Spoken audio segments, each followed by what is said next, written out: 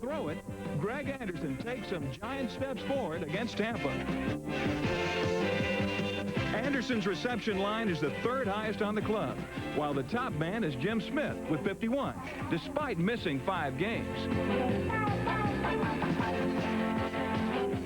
With 100-point scorer Scott Norwood chipping in, the Stallions are leading their last dance, and their unwilling partners are Steve Spurrier's Bandits, whose slim playoff hopes will disappear if they lose this one.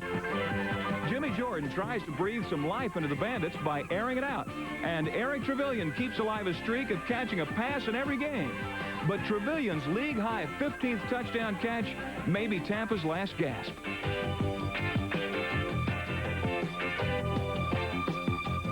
Birmingham's thriving pass rush sacks Jordan 3 times and shuts off a comeback try by keeping him out of circulation. Even when Jordan appears to get away, the safety belongs to the Stallions. In the fourth quarter, Jordan's final Hail Mary is conquered by Billy Caesar, who helps bury the Bandits 29-17. For Spurrier, it's a bitter ending, and Birmingham's message is loud and clear. See you next year. The Washington Federals see this one as their championship game, because Jim Morris' Philadelphia Stars have already clinched the division crown. Philly's Chuck Fusina is without Calvin Bryant, but it seems backup Alan Harvin knows the way. The Stars blew out the Feds 34-3 the last time, but rather than rest on his laurels, Fusina keeps firing, and Willie Collier makes it 14-0. Ray Yawk's Feds appear headed for their 15th fall against the steaming Stars, but Washington quarterback Kim McQuilkin throws for 1 score, then hands off to Billy Taylor. A 2-pointer can tie it up, and suddenly the Feds have the Stars cornered. 5-year pro Taylor breaks his own record for yardage gained in a season, but it's marked a yard short. So, with the Feds that close to a go-ahead score, McQuilkin takes matters into his own hands and comes up with his first pro touchdown. Good fortune seems to have turned its back on the Stars, but McQuilkin isn't taking any bows just yet. We got 2 minutes left in this ball game, and I think I'm going to be a lot prouder. Just give me some time to hang on here. 2 minutes can last forever, and Fusina wastes no time in finding Scott Fitzke.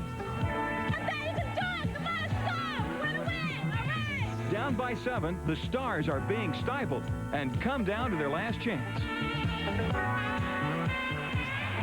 Mike Guest is right there, and Washington has pulled off a huge upset. While the Stars head to the playoffs, the Feds couldn't be feeling any finer. It's a joyous finale, but the amazing Feds never have it easy. It's not that easy being green, having to spend each day the color of the leaves,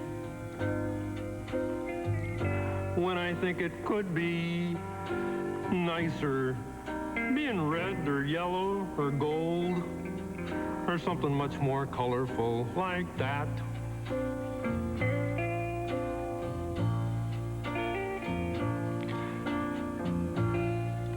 When green is all there is to be, it could make you wonder why. But why wonder, why wonder? I am green, and it'll do fine. It's beautiful, and I think it's what I want to be.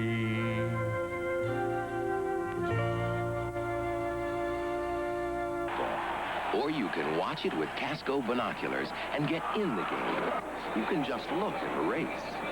Or you can watch it with Casco binoculars and become part of the excitement. There are over 100 different Casco binoculars to choose from. So when the excitement starts, be there with Casco. Binocular supplier. George Allen's Blitz needs a win in order to join John Ralston's Oakland Invaders in the playoffs. Mike Livingston is winging in the wings for Oakland. But this is the man on Chicago's hit list, Fred Bassano. #1 rated quarterback in the league. Only known weakness, the sack. Bassana's been shot down 67 times, and the blitz has enough ammunition for 4 more, which fires up the home crowd.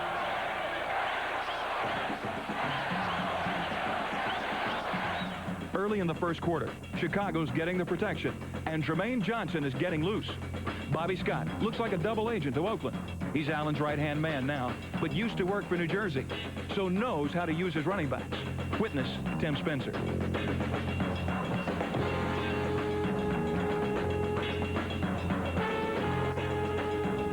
The blitz is beating the heat, and Frank Corral's fancy footwork takes an unexpected twist. In this case, the punter did it, and the Chicago mob likes his style.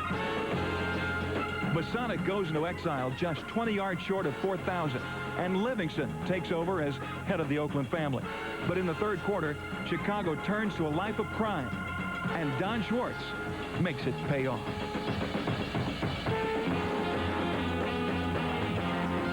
The heist gives the blitz a commanding lead, and the next score is by Eddie Brown, who runs the final score to 31-7 for the league's leading pickpockets. There's no kids play from here on out, as both Chicago and Oakland are sitting pretty in the USFL's 4-team playoffs. George Allen's blitz must first get by the 15-3 Philadelphia Stars, which is going to take plenty of inspiration. We're strong, we're powerful. But Philly's Jim Mora has heard it all before. Well, we're not going to prepare for George. We're going to prepare for the Chicago Blitz. You know, we played him once before, and George gets a lot of hype and a lot of media attention, which is fine. But the team that we got to beat is Chicago Blitz and their players. The Stars did just that in Week 11, but not without a struggle. The Blitz took a 24-10 lead before Chuck Fusina capped off a dramatic fourth-quarter comeback. The blitz will come straight at the Stars with 2 1,000-yard running backs in Tim Spencer and Kevin Long. But Philly has a runner named Kelvin Bryant who can stand on his own.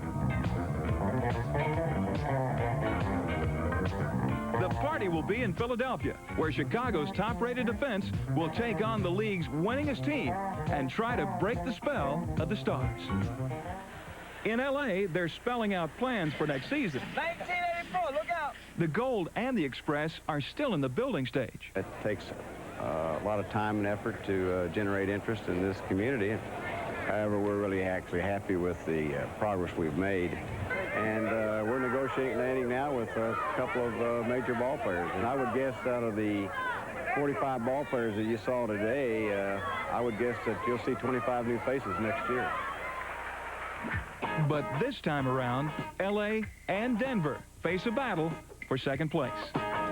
Mike Ray makes it a showcase, showing off L.A.'s talented young receivers, like JoJo Townsell, who's building a reputation, and the Express knows it can build around Anthony Allen. The Gold has a reputation for turning tricks into treats, but L.A. isn't biting on this one.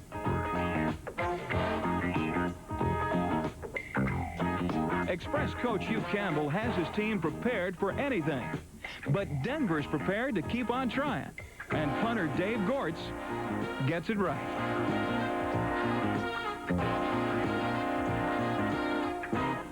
Glenn Ford has the right idea, but when Denver goes back to the basics, Craig Penrose hits a snag. Denver coach Craig Morton can feel it when his former teammate goes down, and it's a 6-sack day for L.A.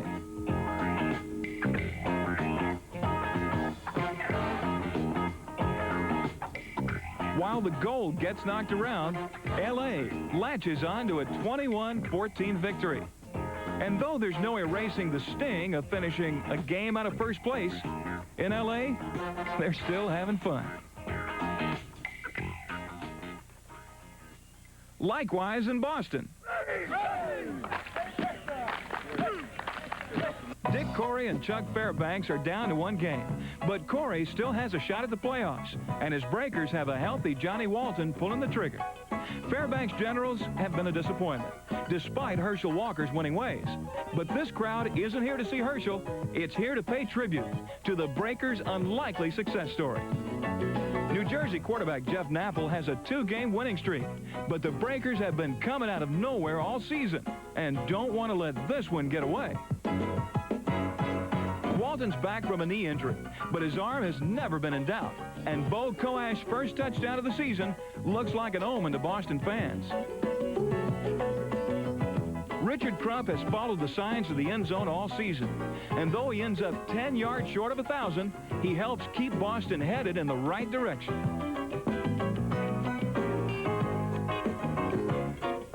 Crump's second quarter touchdown is his 12th of the season, and that's #1 on the team. The Breakers are getting the jump and still holding out hope.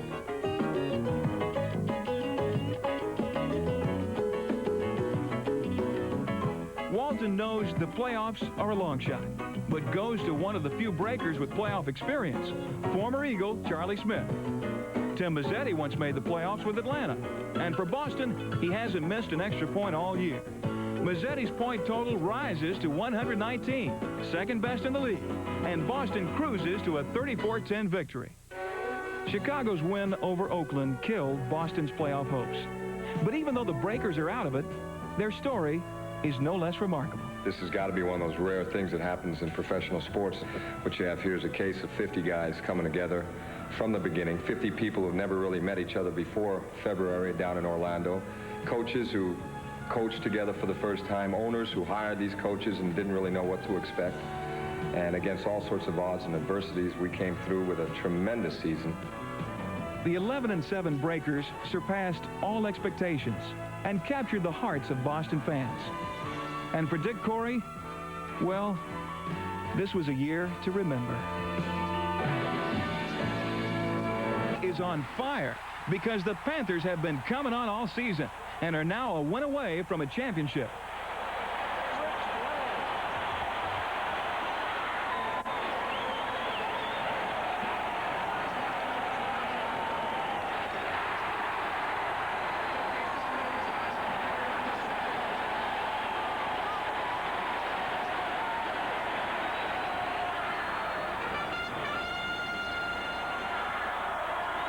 Bobby Hebert leads Michigan's charge, but Ken Lacey wants to horn in, and Derek Holloway knows the score.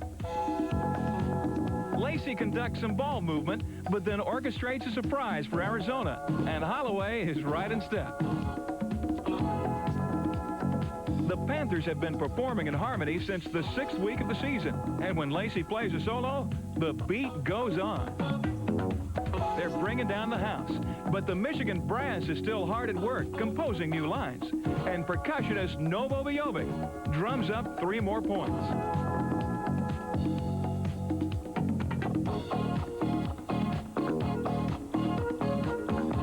Hebert and his Michigan Symphony seem to have everything working in concert, but tonight's virtuoso performance comes from Anthony Carter.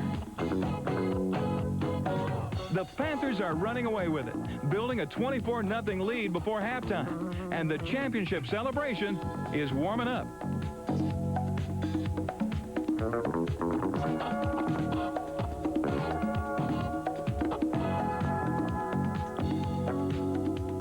Hebert gets a well-deserved rest, and the job of icing it goes to Whit Taylor, who keeps his wits about him, and goes to the reliable John Williams.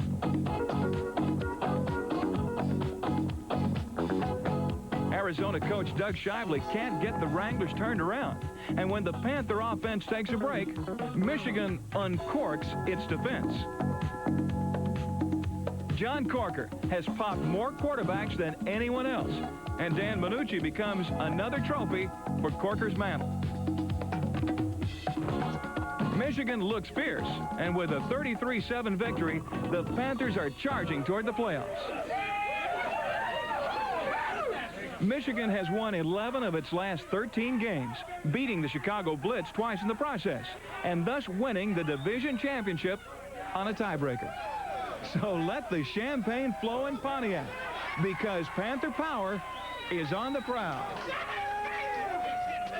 I love Michigan, baby. I love it all the way. Hey, listen, we did something that nobody did in the state of Michigan. We won the Central Division, and we're going to go all the way to Denver, Colorado. Whoever is there, we're going to kick that.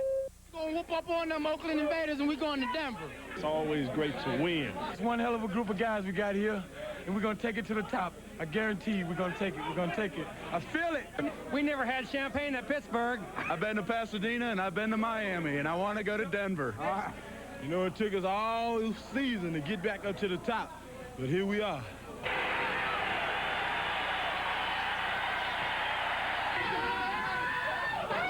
Well, as the celebration continues in Michigan, let's go back in time to the University of Tulsa, where a Golden Hurricane running back called Ken Lacey first made a name for himself. Lacey lived up to his number by averaging 5 yards per carry in college. And though he had knee surgery as a junior, he gained 1,097 yards as a senior. At Michigan, he became the USFL's third leading rusher and one of the primary reasons for the Panthers' success. A secret code? Well, sorta. It's a condensed version of the Michigan playbook, and it's taped to the wrist of third-string quarterback Mark Miller. Miller hears the call from the press box, then signals first-stringer Bobby Hebert, who has the same set of hieroglyphics taped to his wrist. He then lets the whole team in on the play, in this case, a pass to Anthony Carter. It's a surefire system for a sure-firing team. We thought you might like to know. Well, if you'd like to know what to expect when the Panthers meet the Invaders in the playoffs, take a look at what happened the first time they met. Derek Holloway was the man for Michigan, catching not 1, not 2, but 3 touchdown passes from Bobby Hebert. It was the biggest game of the season for Holloway, and Oakland will have to figure out a way to stop him. The Invaders can counter with double threat Art Whittington, who was 5th in the league in rushing and tied for 5th in receptions. Oakland's Stan Talley was the best punter in the USFL this season, but the Panthers' Anthony Carter is one of the most dangerous return men.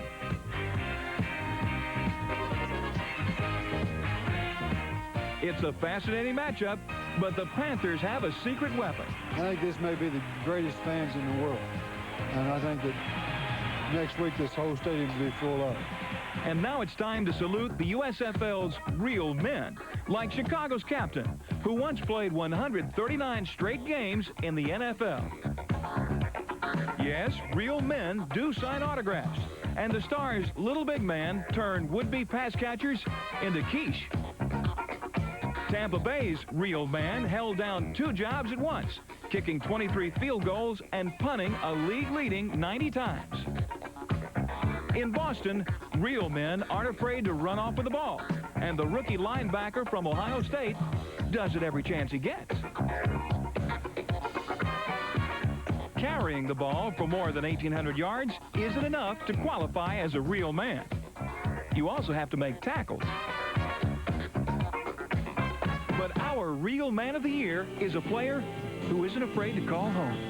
Real man, got to grow up sometime, be a real man. Some of them slings and arrows, be a real man. Yeah, be a real man. Don't sell yourself for nothing, be a real man.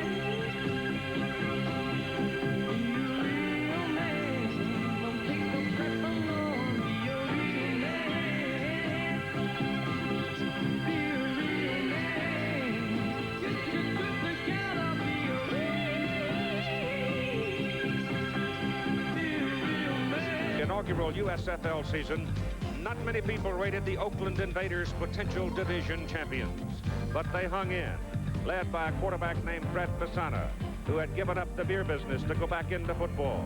And on Saturday, June 25th, Oakland hooked up with Boston in a battle that lasted to the very bitter last second. And Oakland escaped with a 17-16 victory, and they won the Pacific Division title with a record of 9-9. The Michigan Panthers had a 1-4 start on their season. Adding and changing personnel, the Panthers came together, particularly helped by the development of quarterback Bobby Hebert, the addition of 3 ex-Pittsburgh Steelers offensive linemen, and the development of the home run hitter for the Panthers, wide receiver Anthony Carter. Michigan rolled off 11 wins in their last 13 games, and last Sunday beat Arizona 33-7 and won the Central Division Championship. And today, ABC Sports presents the second game of the USFL Division Playoffs. The United States Football League.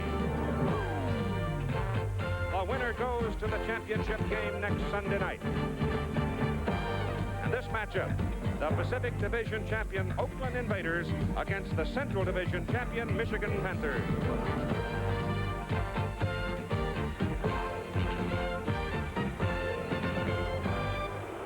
We're at the Silverdome in Pontiac, Michigan today for this playoff game between Oakland and Michigan. The winner goes off to Denver next Sunday night, and they'll meet the Philadelphia Stars. The people in Michigan will set a new attendance record today for the United States Football League. They're expecting more than 60,000. The advance ticket sale was more than 55,000. Alfred Taubman reduced the ticket price down to $8.50.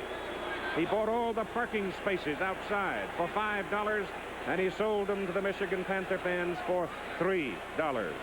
He's done quite a job of marketing his ball club. It'll be fun today, and this ABC Sports exclusive is brought to you by Dodge Cars, America's driving machines, and Dodge Ram Tough Trucks. By Miller High Life, the best beer for the best time of the day. Welcome to Miller Time. By a tool for modern times, the IBM personal computer. And by Honda Motorcycles, inventors of the ATC three-wheeler. Honda, follow the leader. Hello again, everybody. I'm Keith Jackson. Many of you, I am sure, enjoyed that contest in Philadelphia yesterday, with Philadelphia beating Chicago 44-38 in overtime. We'll have highlights of that game for you at halftime. If we have another ball game here at the Silverdome in Pontiac like that one yesterday, they're going to carry me out in a sec. I don't think I can last through another one like that. Lynn Swan and I, of course, enjoyed it, traveled over here, and we expect, I think, this afternoon, Lynn Swan, a ball game that's going to be tough for the Oakland Invaders. Well, Keith, if we have a game like we had yesterday, that sack better be big enough for both of us. The Oakland Invaders, to me, are the surprise team. They are a surprise team. They did very well. A 9-9 record coming into this playoff game. They kept pace with the competition, but they did it mostly on the arm of Fred Basana.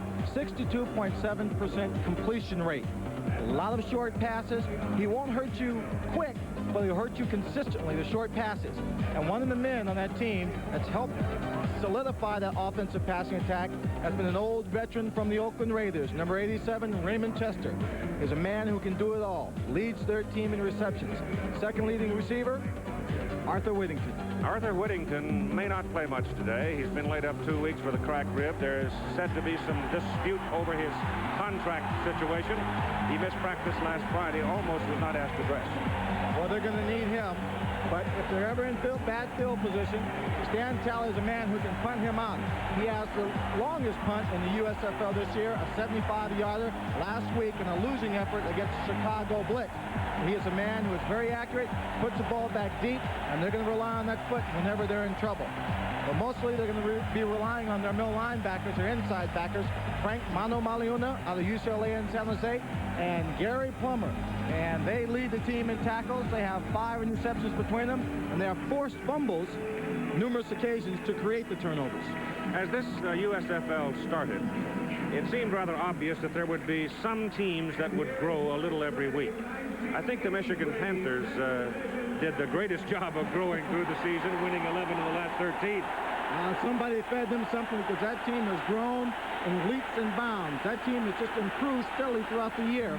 And the man didn't expect to be a great quarterback who has turned out to be a team leader, Bobby Hebert. He has thrown 27 touchdowns, and he has gained confidence and grown as a passer and as a leader as the team has grown throughout the season. Bobby Hebert has found an excellent receiver in Anthony Carter. We all knew he could go deep. In his days at Michigan, he has also developed into a receiver who will make the big catch over the middle and will do it consistently. He can hurt you short, and he will hurt people deep. Big running back Ken Lacey, 225-pound rookie out of Tulsa, had a big year, gaining 1,180 yards.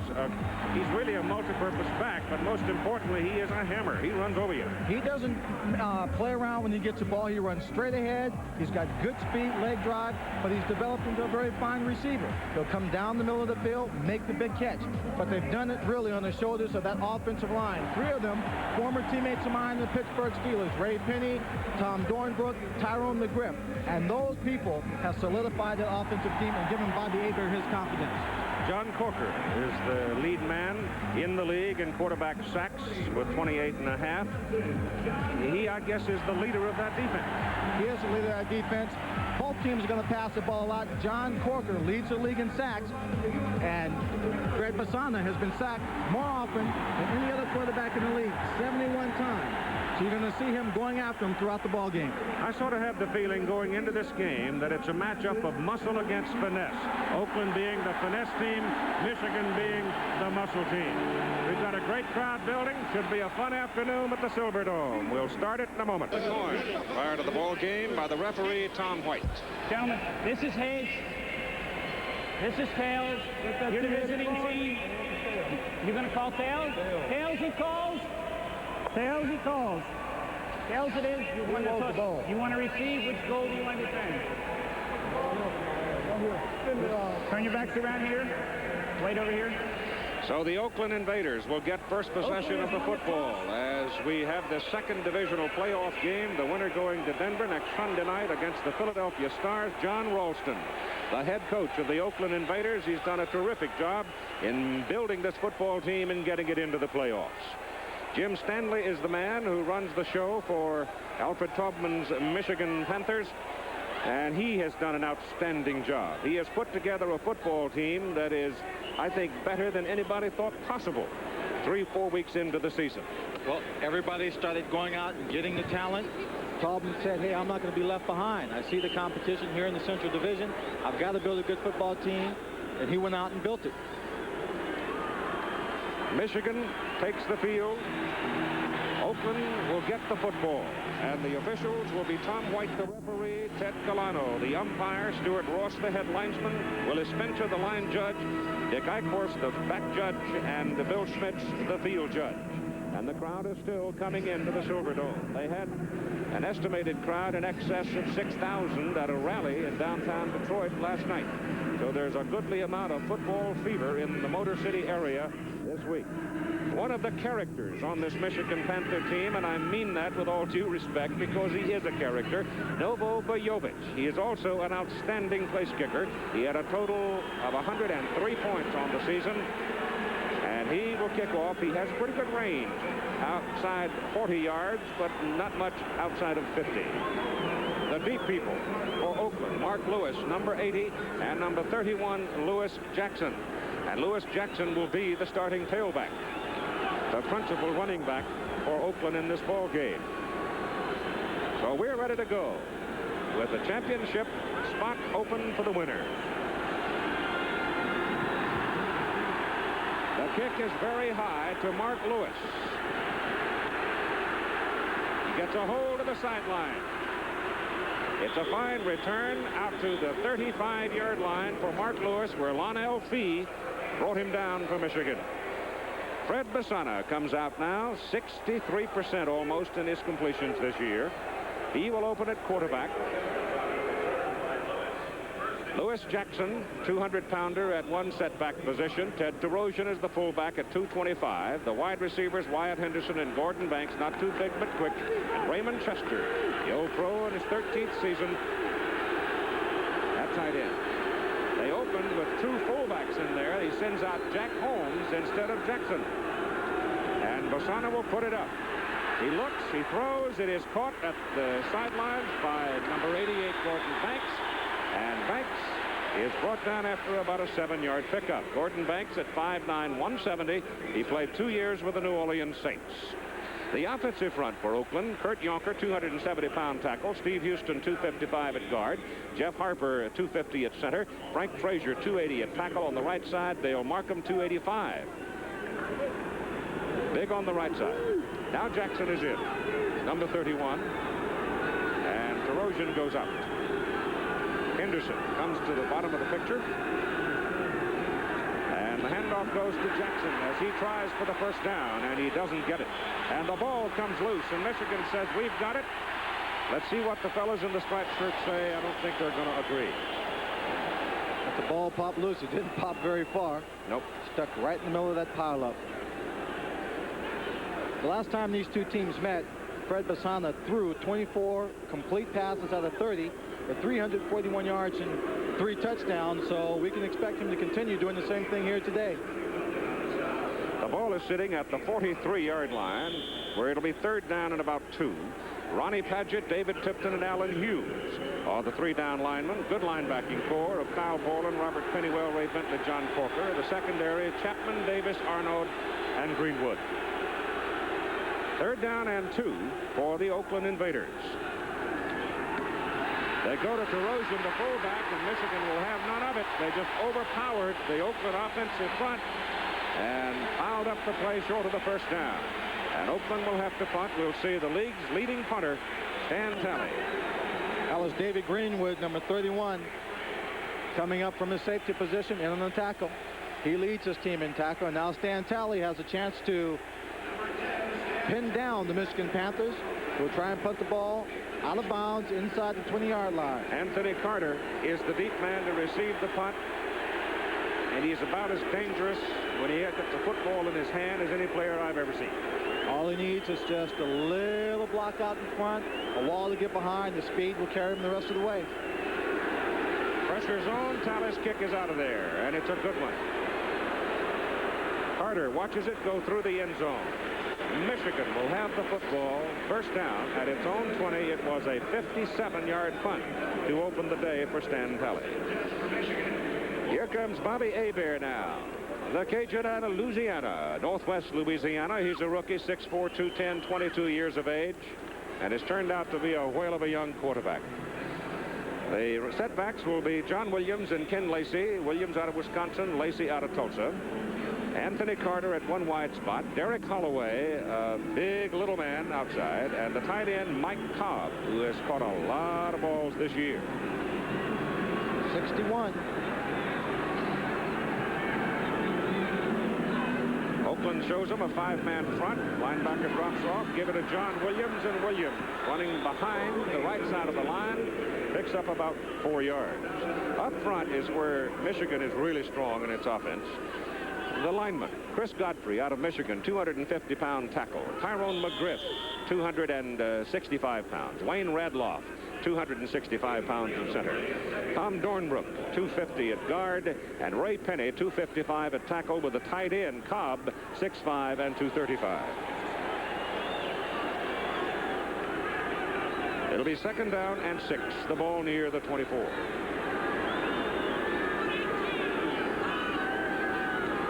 Hebert will put it up on 2nd down. Goes short with it to Cobb. The tight end gets the first down up at the 32. The defense for the Oakland Invaders, the 3-down linemen are Monty Bennett, George Atiyah not starting today. Dupre Marshall is in there instead, and Cedric Hardman, the old-timer. The linebackers are Dewey McClain, Gary Plummer, Frank Mane Maliuna, David Shaw. The secondary, and here's where the pressure is going to mount as the day goes on: Kenny Daniel, Marcus Quinn, Frank Duncan, and Derek Martin. Those corners are going to have a job to do today. And those safety people are going to have to support a lot. Hebert goes down the middle. Cobb again. Pass just too long. Throwing on first down from the 32. Well, what they're doing when you're talking about the secondary being under pressure, that time they played a 2-deep zone with both corners rolling up to bump the receivers at the line of scrimmage to throw the timing off. The open areas on that kind of defense are right down the middle. If they continue to play that defense, you'll see Cobb coming down the middle trying to split those safeties. Bobby Hebert trying to loft that pass in there. In the 3rd game of the season, March 19, Oakland came here and beat Michigan 33-27. Did it convincingly. But it's a different Michigan team. Those 3 big ex-Steelers were not in the offensive line for one thing. And the linebacking core hadn't melded either. Hebert stays in the air, stays with Mike Cobb, and Cobb is brought down at the 38-yard line. David Shaw, outside linebacker, and Frank Manemale-Una, inside linebacker. Frank played 3 years with the Kansas City Chiefs. They make the tackle.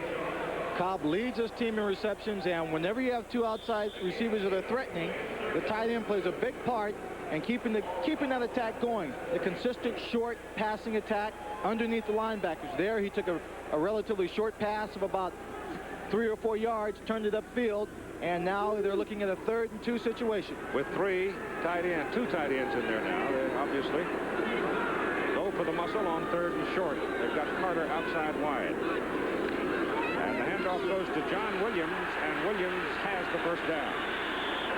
Big John is sort of the designated short yardage man. He is lighter in weight than Ken Lacey, but he has that capacity for getting short yards. That's great leg drive. Excellent leg drive. That time he actually fell down short of the first down and just crawled his way across, making sure they did get it. Also, he scored 12 touchdowns coming into this ball game. To get him down there on the goal line, and they have no fear of handing the ball off to him, letting him go over the top. On the 42, exactly. Michigan's opening possession.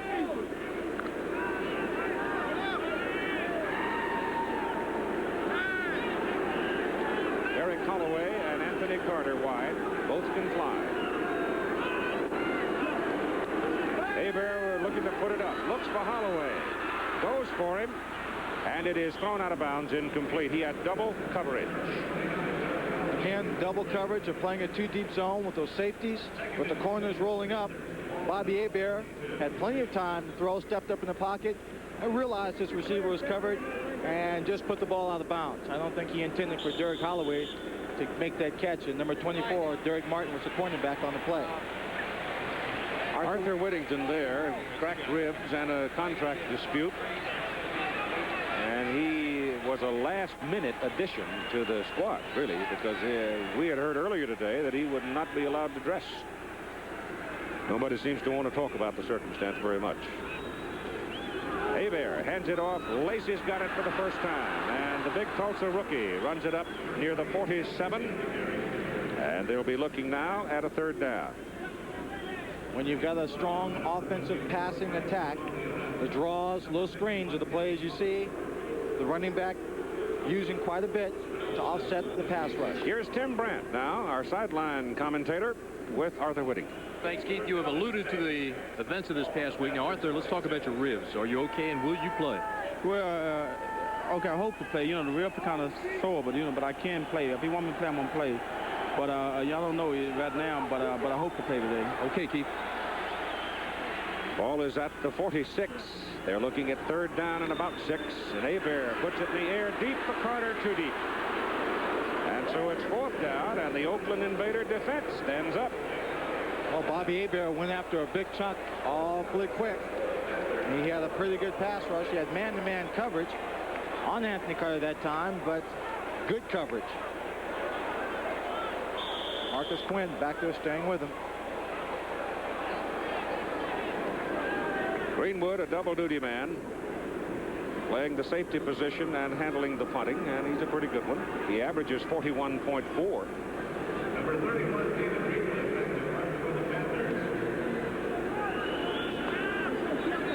Gordon Banks, the deep man. See him standing back there, number 88.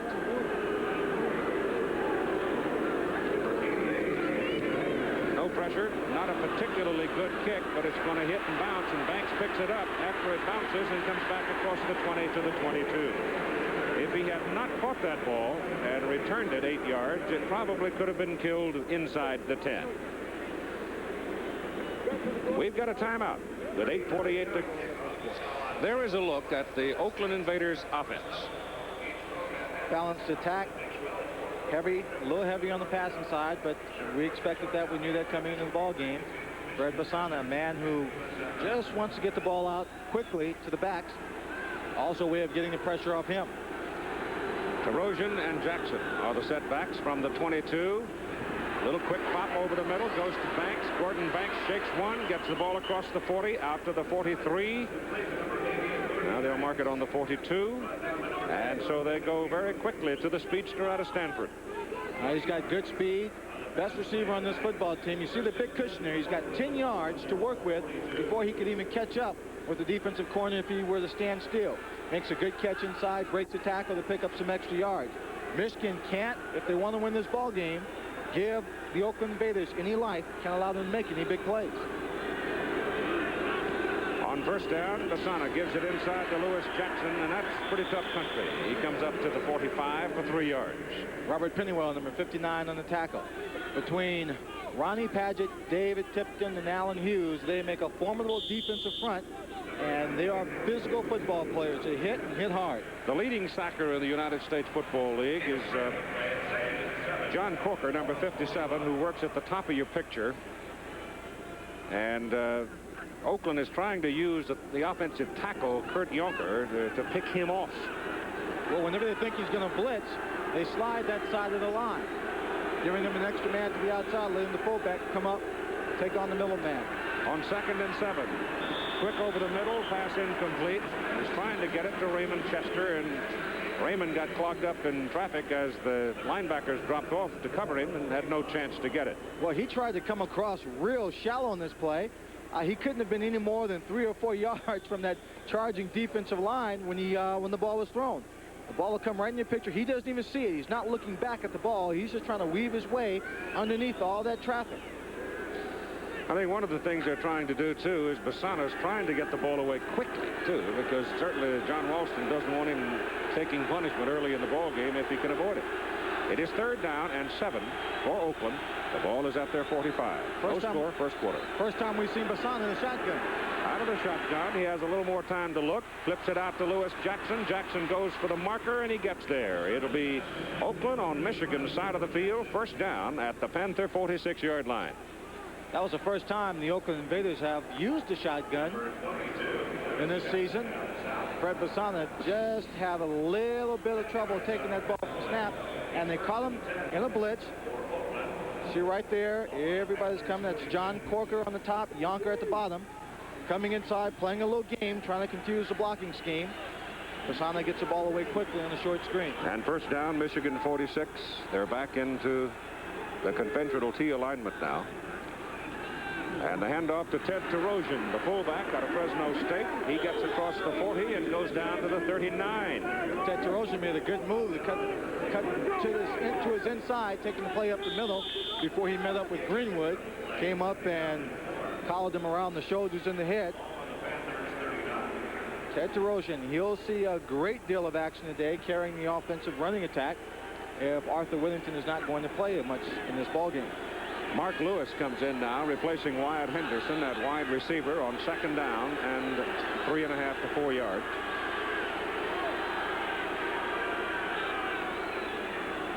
That's Lewis Jackson. Oh, he takes a lick, doesn't he? Ooh-wee, that big old linebacker came up and really nailed him. Pennywell. They did a job on him. Wyatt Henderson, the receiver who went out that last play, as we take a look at Pennywell. Last game they played, had a big game against him, scoring 2 touchdowns. Last week we saw him, he seemed to be playing a bit timid. Didn't have one of his best ball games. We'll see how he plays today, as they will need all the offensive production they can get. Jairo Penaranda, number 21, comes in. Oakland 44% on 3rd down conversions this season. They give it at the fullback to Terosian, and he bangs his way close to the 35 and looks like he might have the first down. Looks like he got it up just to the 45-yard line, and that should be good enough for the first down. We started out this year with our spring and summer football and rain and thunder and snow and everything. Today, as we have this divisional playoff game inside the Silverdome, it's an absolutely gorgeous day outside. Well, you know, here in Pontiac, the weather's never a factor. That's right. You don't have to worry about it under the dome. On the 35, Oakland's ball, no score, first quarter.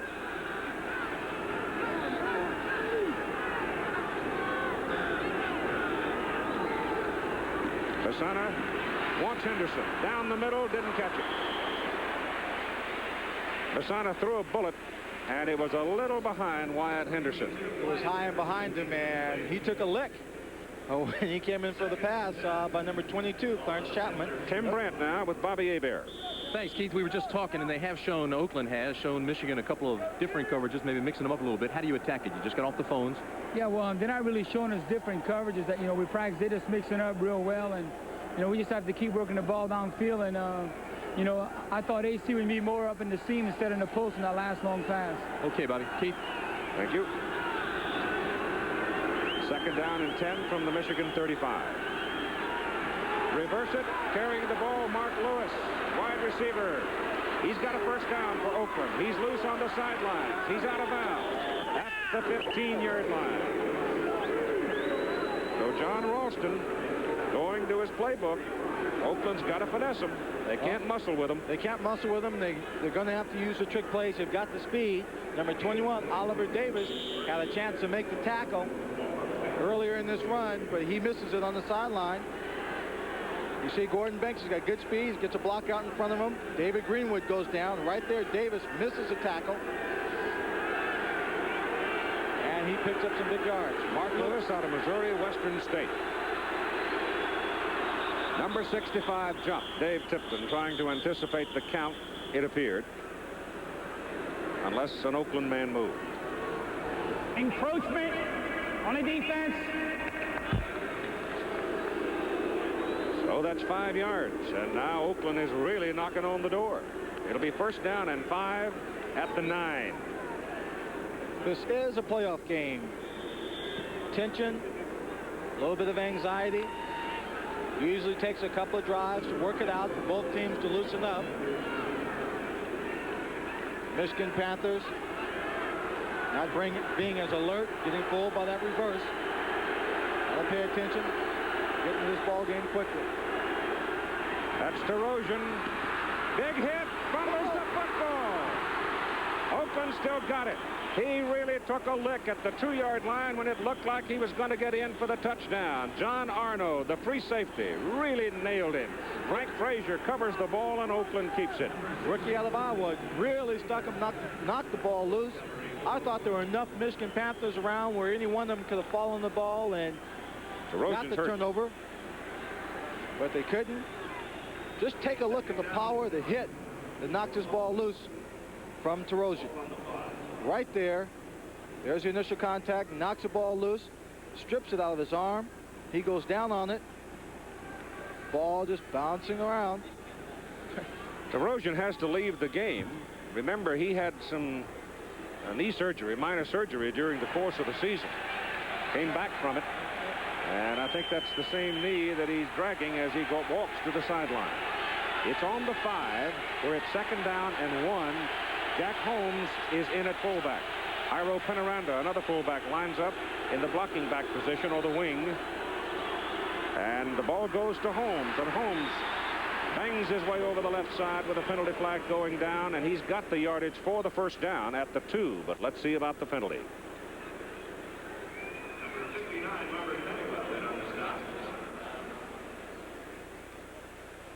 Offside, Michigan. First and goal for Oakland, as they now threaten to be the first team to put points on the scoreboard with 3:50 to go in the first quarter of play. Finesse football team like Oakland. Jim Stanley on the headsets. The left end on the defense. Penalty is accepted. First down. First and goal. Ronnie Padgett jumping. A finesse team like Oakland gets a little breathing room. They can be very, very dangerous. We saw in yesterday's game just a little bit of excitement. Emotional plays. Scott Fiske making a great grab inspired his team to come from a great deficit to win the ball game. Jack Holmes to the goal line. Short, however, he did not score.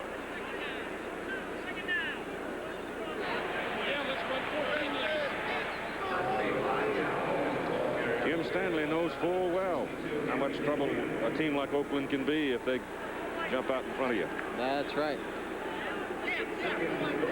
Terosian is coming back now onto the field. He was hit on the sore leg, but he's back in there. He's quick for a big man. He weighs 227. Defensive line of Michigan trying to bury itself along that line of scrimmage so that there's no place he can run. Erosion did not make it. He was trying to crawl over the top, and he was popped at the top. Michigan arguing the ball is theirs, but it's not. It is third down and goal to go, and the ball now comes back near the 2. Fred Basana, he's got a good pair of legs on him. He'll roll out, put the ball in the air. I don't think he wants to really test that defensive line up the middle again. John Corker conducting the crowd in the end zone area. He wants a lot of noise. They put Penaranda in motion. They give it to Terosian. He goes the other way. He goes to the goal line. And he's short. And he's short. Just inches.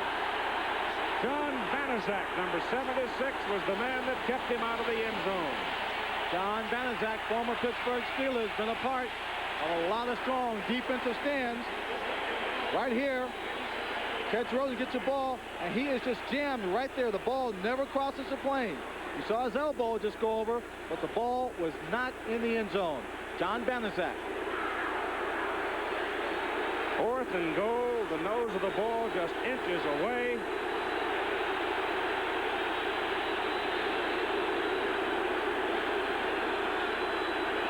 Basana sneaks it.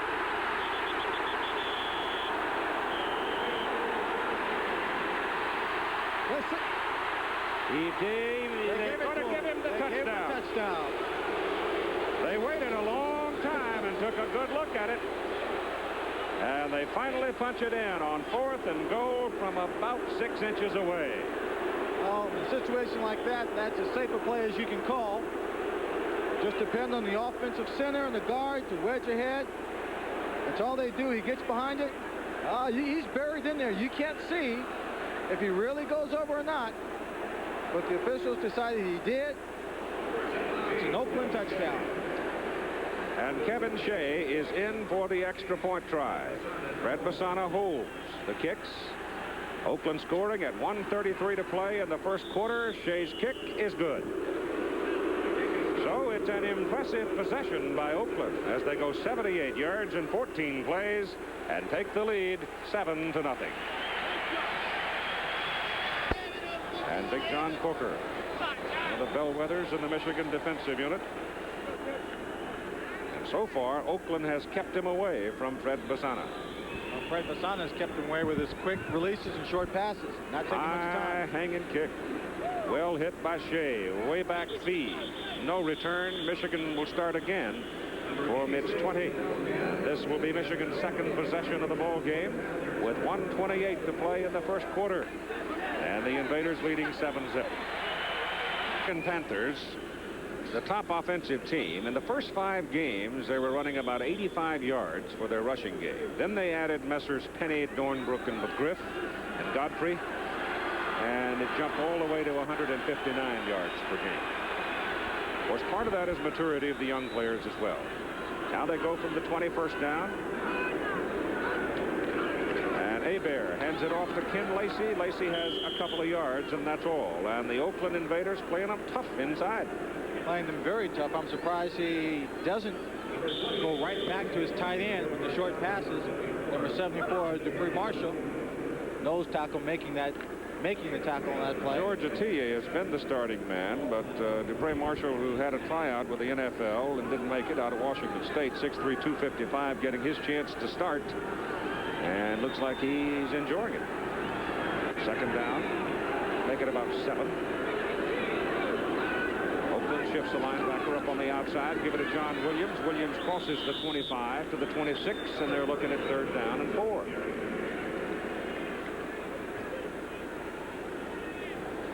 John Williams out of Wisconsin.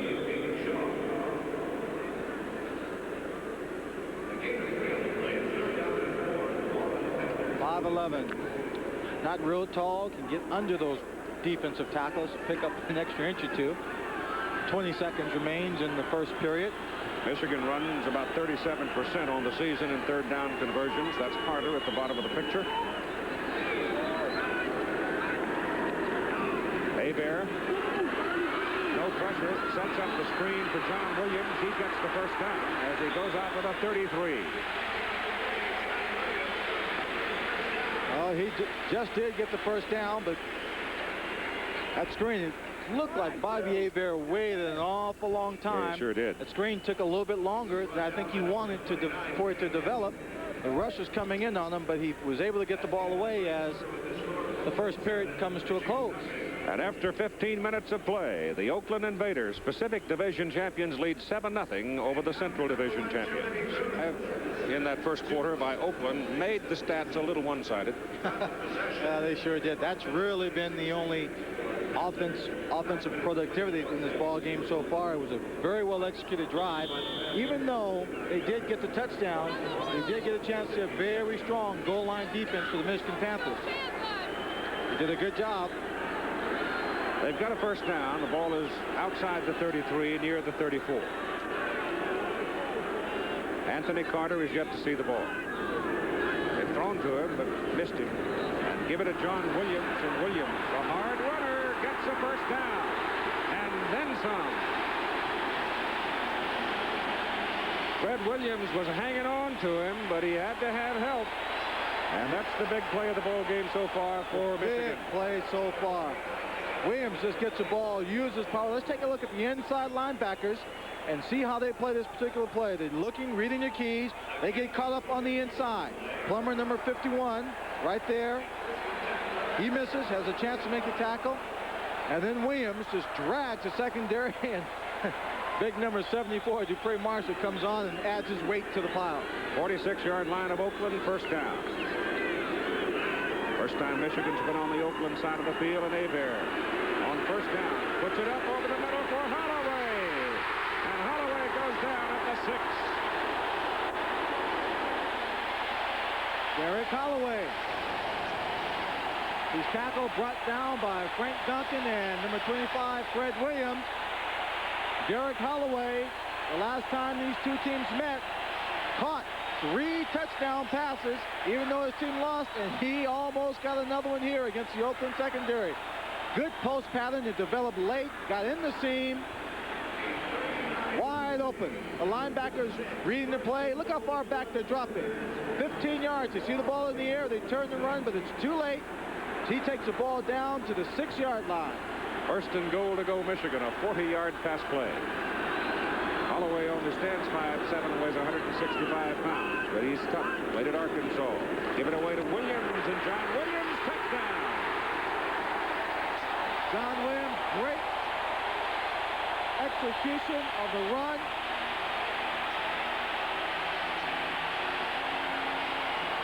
The fans know they have a good football team here. Getting down by 1 touchdown doesn't mean a great deal in only the second period of play.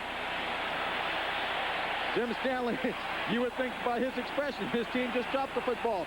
Watch the block by number 61, Tyrone McGriff, as he pulls out right there, the key block on the 5-yard run. Knocks the corner to the outside, creates a lane, the running lane for John Williams.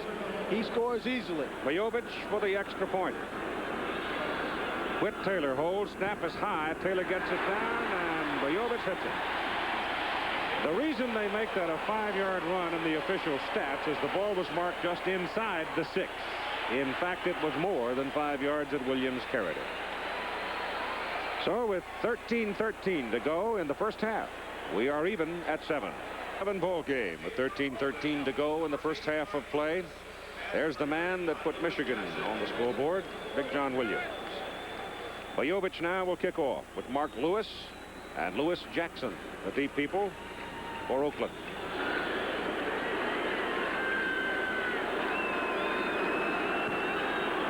High kick. Jackson way back. Gonna come with it. Gets it out across the 20. And the Michigan man that hit him, Ira Albright, is down. Really nailed him, but Jackson flew across the 20, and you've got a timeout for Albright. Holding his head as he came off. no question his injury is somewhere in the neck area. But it was terrifying for a moment, the way he stretched himself out, laid himself out, and took that blow on the side of the head. Took the blow on the side of the head. He could have broken his neck or his back, hurt his shoulders. Lewis Jackson brings it back to the 20, and that's where Oakland goes to work.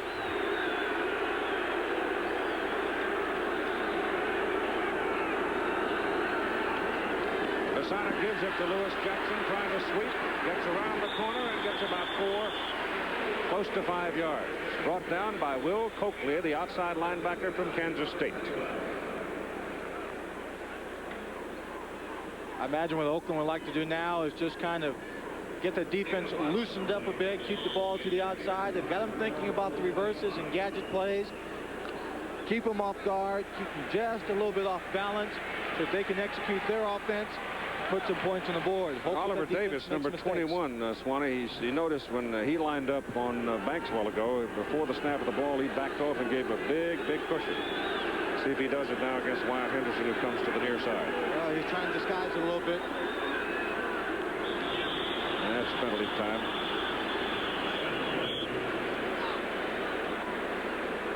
Probably procedure against Oakland. False start on the offense, the quarterback. So that moves him back 5 yards. It'll mark the ball just inside the 20. And let's go right now to Derek Holloway with Tim Brent. Keith, when we talked to Bobby Hebert, he said he was going to try to get his receivers in the seam, and it looks like they're doing that quite well. They're playing a lot of zone. Yes, they are playing a lot of zone. They're trying to disguise the coverages. And I just curled over in the middle, and I was wide open. Just talking to Fred Bassan on the other side, he says it is really terribly hard to hear. The receivers can't hear. Are you having that problem on the audibles? No, we're not, because the crowd quiets down for the offense, and they raise up for the defense. Okay, Keith. Home field advantage. Banaszak almost jumped, got back in time. Basana's pass to Jackson over the middle, across the 30, 35, 40. That's a tough run, and it's a first down for Oakland. Number 21, Oliver Davis, and John Arnott, number 25, making a tackle on Lewis Jackson. When you're a physical defensive football team and you like to hit, you have to be careful because you want to tackle people. You don't want to take a chance that your hit is not strong enough to knock the guy off his feet, the running back off his feet. You want to put your arms around him and bring him down to the ground. So far in this ball game, Michigan in their exuberance to inflict the hard hit have not been making the good solid tackles. First down at the 40 for Oakland. 7-7 ball game, 11.5 minutes to go. Basana on a rollout, gets away from the pressure, hits Raymond Chester. Chester's got a first down as he is flipped at the 47 of Michigan by Clarence Chapman. That's a good play, taking advantage of Fred Basana's mobility and Raymond Chester. He rolled out beyond the rush of number 52, Kyle Borland, the outside linebacker, the rookie from Wisconsin. Got to the outside. He now has the option where he can run it upfield or dump it off to Raymond Chester. That time, Raymond Chester was already 9 yards downfield. Throws a short pass, real safe, picks up the big first down. Basana 5 out of 7 for 70 yards. First down at the 47 of Michigan.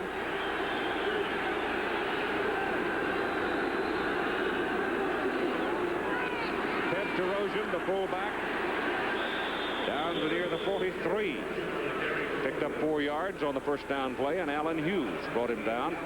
Hughes from Western Michigan. Well, that time they're working on number 65, Tipton. You see right there, he's being blocked by number 66, Steve Houston, and by the center, 53, Jeff Harper, double teaming him, blowing him out of the hole. David Tipton's got his work cut out for him when you only have 3 down linemen. You've got that nose tackle.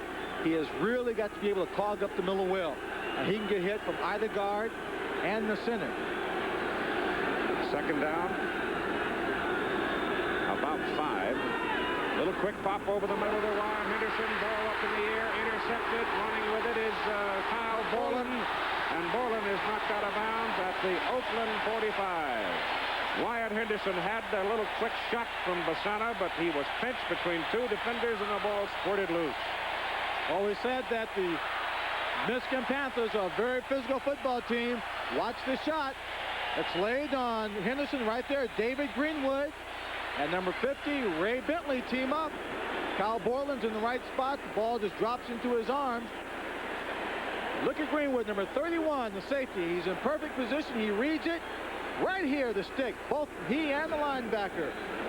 And he just buries him in the ground. Wyatt Henderson had some problems last week, hanging on to the football in traffic. This time, Bentley, the linebacker, Greenwood, the safety, team up to get the turnover, and it's the Michigan Panthers with possession. Every year, Ryder buys thousands and thousands of new trucks to help save you fuel and save headache. Hey, lady, you know what third is? No, this has an automatic transmission. New trucks with power steering to move yourself across town or one way across the country. What was that? Another one of them new Ryder trucks. Newer trucks make Ryder the best truck money can rent.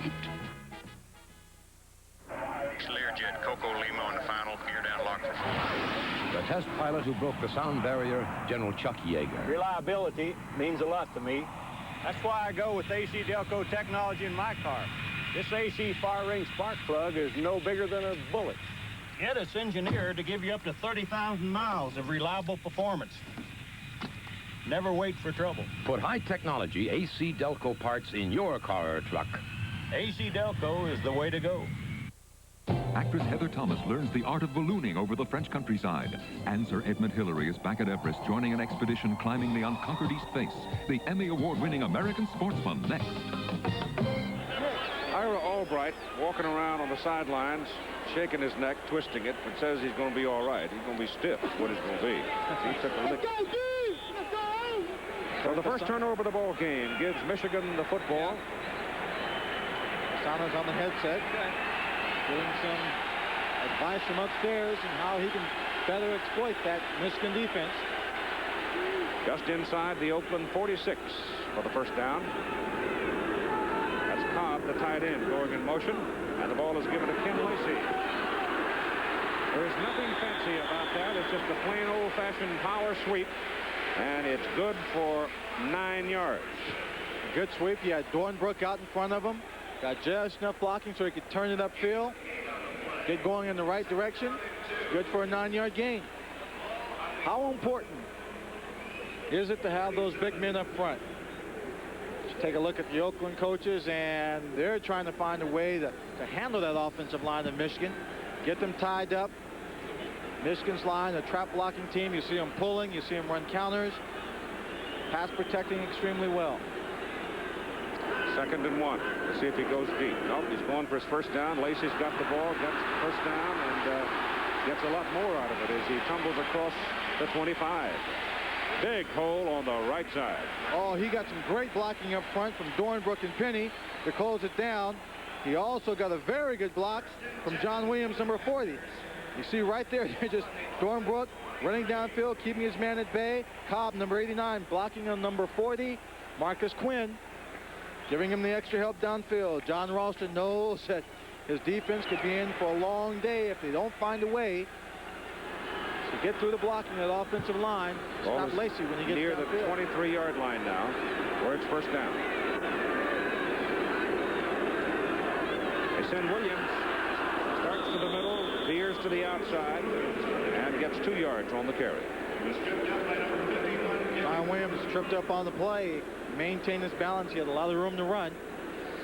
Gary Plummer, the inside linebacker who led the Oakland Invaders in tackles, a rookie out of California, suffered a painful ankle sprain in the ball game against Chicago last week. He's in there hustling today. So everyone knows a championship game or playoff game, there's no tomorrow, that old cliche, and you've got to really play with a little bit of pain. 2nd down and 8 from the Oakland 21. Staying with the ground game. Williams caught from behind and knocked down as a penalty flag flutters into the stack. Randy McClanahan, who had 6 years with the Oakland Raiders, but now the Los Angeles Raiders, makes the tackle. It's a holding call. It goes against Michigan. So there's a little help for the Oakland defense. They're backing them up. Well, with 2 speeds, just like holding. Number 61 on the offense. Penalty is declined. 3rd down. They take the loss on the play, rotate the down marker. The football is moved back to the 27. Speedsters like Anthony Carter and Derek Holloway, when you've got 28, 25, 27 yards to go for a touchdown, they have enough room now to really operate and run some intermediate routes that makes it just as dangerous as being on the 5-yard line. Frank McLean is in the lineup on 3rd and 13. Hebert back. He looks for Carter. He goes down the middle to the short man at the 15. They're short of the first down by a yard and a half. Derek Holloway, 5'7", makes the catch. They call him Papa Smurf. He's a small receiver, can't be much more than 5'9". Gets down, makes a catch. 5'7", there he is. 165 pounds. Heck, when you're 5'7", you don't have to bend down that far to pick up the low ones. Bojovic is in for the field goal now. The ball is sitting at the 16. And they'll snap it and down it out of Whit Taylor's hold at the 23. So it's a 33-yard field goal. And if it's against Oakland, it'll be a first down for Michigan. If it's procedure against Michigan. Number 75 on the offense. It is. Tony Osmond moved. So that backs up Bojovic 5 yards. Well, he moved just a little bit. Not actually a bad idea. Give him a little wiggle. If you can draw that defense offside, pick up the first down, keep your offense out there, give yourself a chance to score the touchdown.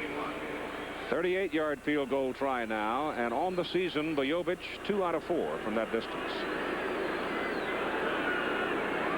Good snap and hold. A lot of leg, and the kick is good. So at 6 minutes and 37 seconds to play in the first half, the Michigan Panthers go in front in the ball game by a score of 10-7, with a USFL record crowd watching at the Silver Dome in Pontiac, Michigan. 31, Mark Lewis across the way, number 80. He is the principal kick returner for Oakland, has done most of it this year, and he has a pretty fair average.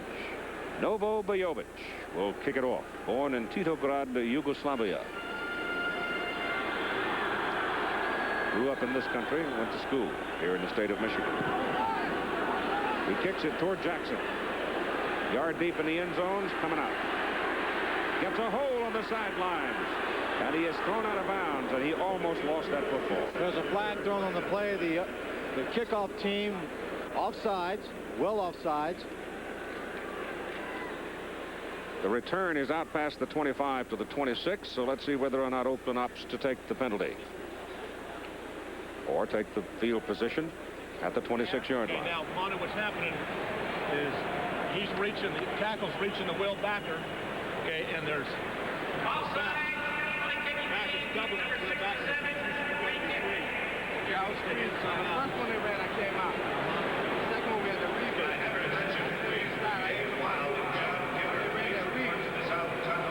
Defensive huddle going on the sidelines with Oakland. What they're doing is trying to tell the linebackers, the defensive secondary, just how and who is coming out to block them, analyzing the blocking scheme so they can better defense it.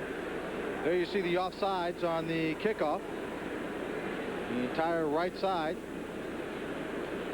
and Bojovic will have to go back and kick it over again. I believe the Oakland Invaders feel that they can have a great deal of success returning these kickoffs. It's not a bad return they had the last time around, and most teams may have accepted it. Alan Hughes coming off the field and being helped to the bench, hurt on that last kickoff. The man talking to the Oakland linebackers was Mike Haluchak, talking principally to the linebackers since they are his people, and that kick is hooked wide and goes out of bounds. And now Bojovic is going to have to go back and kick it from the 25. He might have to punt that one. In penalties now, Michigan 5 flags, 23. Oakland 1 for 5. So the Invaders are gaining here through the process of the offside penalty and now the kick out of bounds. Bojovic is not getting a lot of height on his kickoff. referred to as hang time. You need hang time in order to give that coverage team a chance to get downfield. American Sportsman follows the ball game today, 5 Eastern, 4 Central, 2 Pacific. We'll have Heather Thomas of ABC's Fall Guy series journeying to the countryside of France. Going ballooning, Sir Edmund Hillary, who first conquered Mount Everest in 1953. Will be with an expedition trying the unscaled east face of the old mountain that's considered the toughest of the tough. I think if I had my choice, I'd go up in the balloon. I know I would.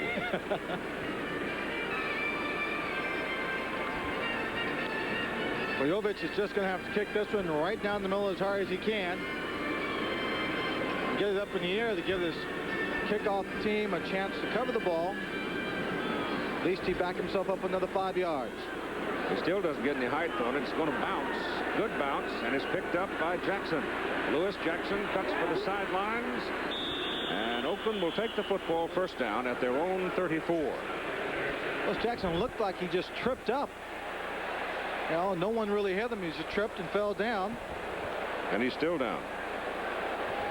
So Jackson is hurt on the play. And if he should be lost for any period of time, a major loss for the Oakland Invaders offense. Those are the pads of Lewis Jackson. They're working on his leg. Seems to be working on the thigh muscle on that left leg. May have pulled it and just falling down. Arthur Whittington, number 22, talking to John Ralston. Warming up. Looks like he may be going in the ballgame. He had come out onto the field, and then he went back, was called back, and Jack Holmes now lines up with Ted Terosian. Literally 2 fullbacks in the backfield right now, and they've got Wyatt Henderson in motion, and Desana hands it off to Terosian, and I don't think that Fred really had a handle on the ball because it was so slow getting the ball back to Terosian. Ted never really had a chance to do anything. He didn't, but Robert Pennywell didn't care. He just came up, make the tackle. Number 59, he's a linebacker inside. Gets underneath the blocker there. Perfect position.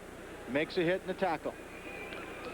Was a gain out to the 36 for 2 yards, second down, 8. With 5 minutes and 40 seconds to play in the first half, and Michigan leading Oakland by a score of 10-7. Now Arthur Whittington is in the lineup for the first time.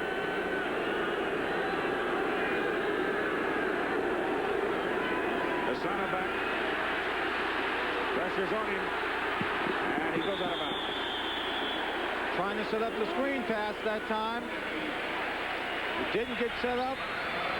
Arthur Whittington never got out of the backfield to get over behind the screen.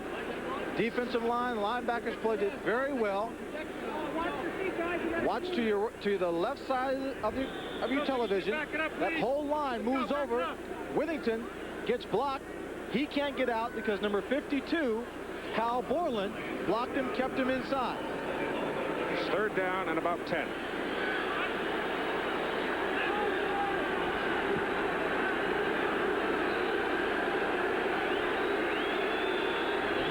Team in the USFL. Shotgun. Corker's after him. Desana runs away from him. Can't get it away. Corker forced him back the other way, and bang, bang, bang. 3 of them got him. John Corker came over the top and that blitz from that outside linebacker position. Watch at the left of the screen. He just rolls over the top. Terosian tries to block him, can't just gets a piece of him. Desana is chased out of the pocket, and just as he throws the ball, John Corker comes in to make the hit. Forward pass, arm was moving forward, incomplete. Talley on to punt. First punt was 57 yards for Stan Talley. Anthony Carter is deep for Michigan. You got 10 black shirts up there. They're going after Talley.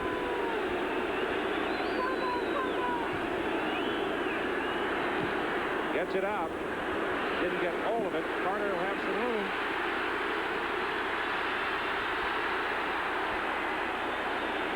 And they bring him down around the 33. There's a flag on the play. Might be a late hit here. A lot of people standing around the pile. around the area where the tackle was made. I thought he a little was face pushing and mask. shoving. I thought there might have been a face mask. Looked like he went down awfully quick. He was kind of doing a little tap dancing motion there. It's a personal foul against Oakland. That's a big mistake. 15 yards. Excuse me, a tap dance standing still. And they grabbed this little personal foul. Probably someone, I don't think it was a face mask, Keith. It was just one of the Oakland players getting a little Personal upset. foul. Late hit. Number 41 on the defense. First down. Was a late hit. Saladin Martin.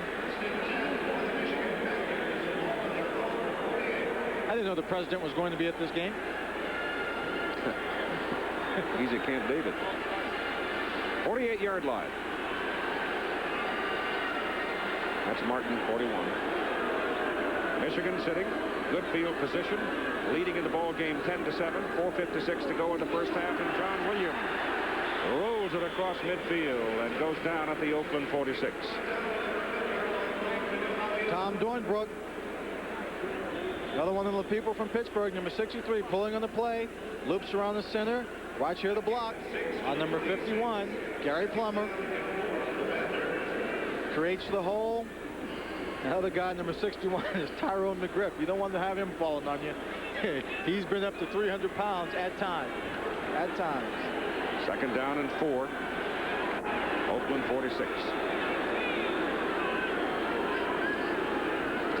Williams again, and he's got the first down.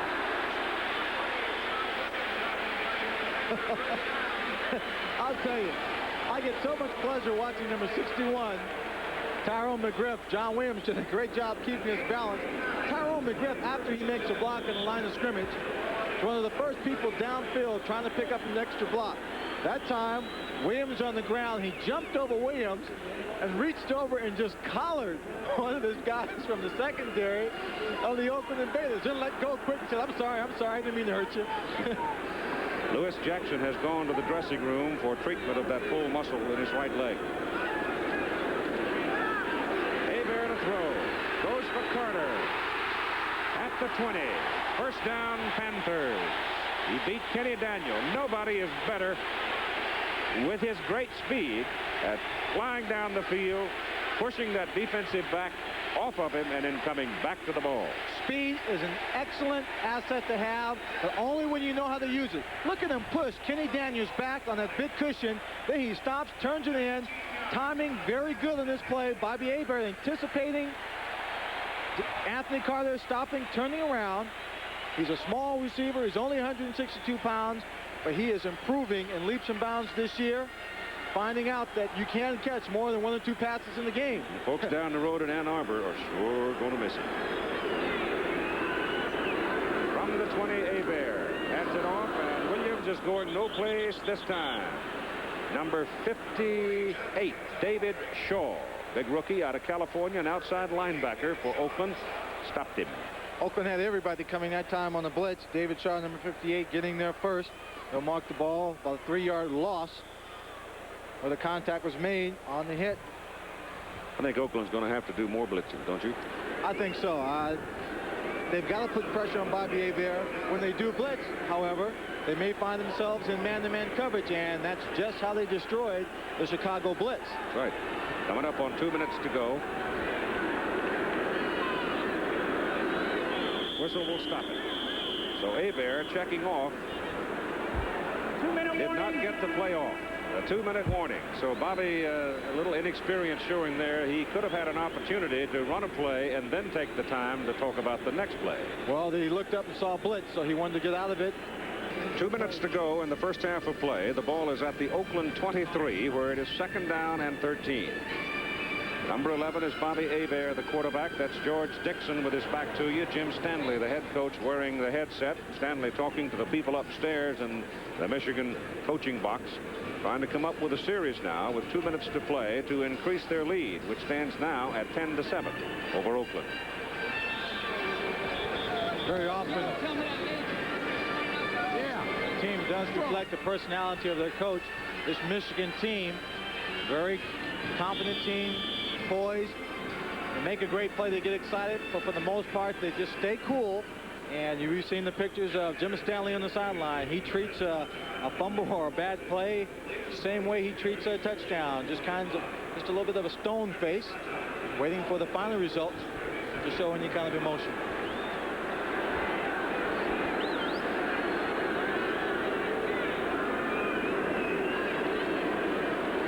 John Williams, big blocking right side, takes it down to the 20. If John had been able to cut it back a little sharper, he might have gotten more yardage out of it, but he gets 3. He's tackled by number 54, Frank Manu Maliona. Low to the blocking, shoving going down there. Anthony Carter on Kenny Daniel, number 29, a defensive back for the Invaders. Anthony Carter, a small man. As we take a look at Frank, doesn't have a lot of strength, with only 160-plus pounds. Tries to get good position on the defensive corner when he's blocking. 3rd down and 10 from the 20.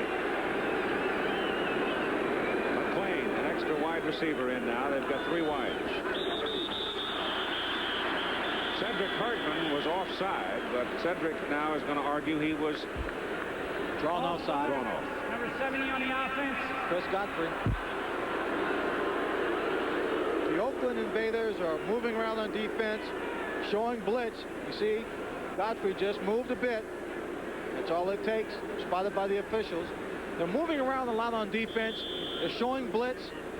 Bobby Hebert is trying to audible, trying to get out of it, trying to get the right play up against the blitz. That time,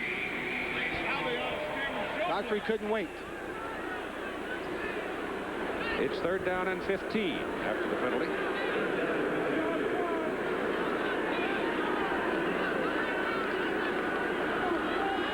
Hebert looking down the middle, goes instead to the short man, and that's interference.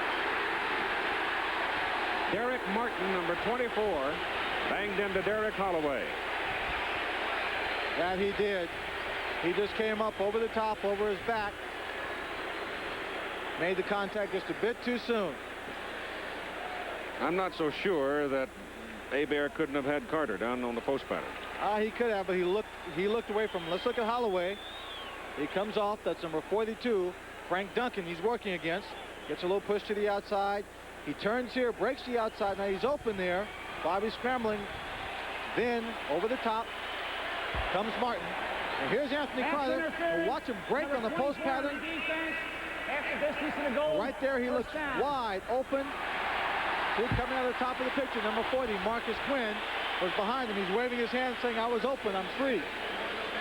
The penalty puts the football just inside the Oakland 13, where it is a 1st down for the Michigan Panthers. 1:19 to play in the 1st half. Michigan leading 10-7.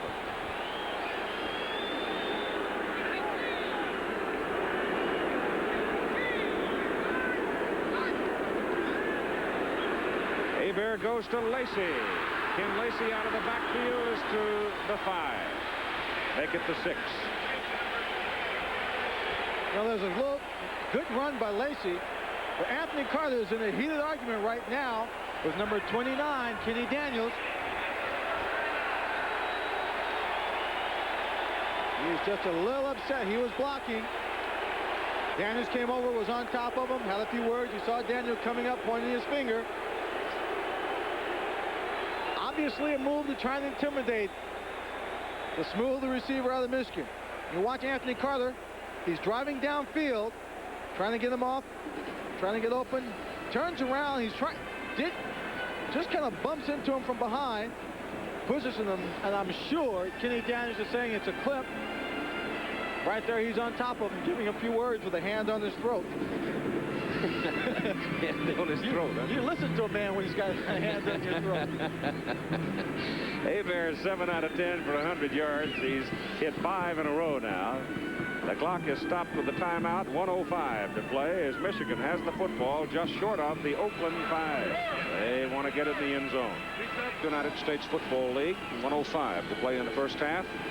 Michigan knocking on the door. It's been a tough 1st half of play. Oakland hanging in there, playing some good, solid football. Anthony Carter remonstrating on the sideline with his teammates about the ruckus he's been having down there with the Oakland corners. I know how it feels.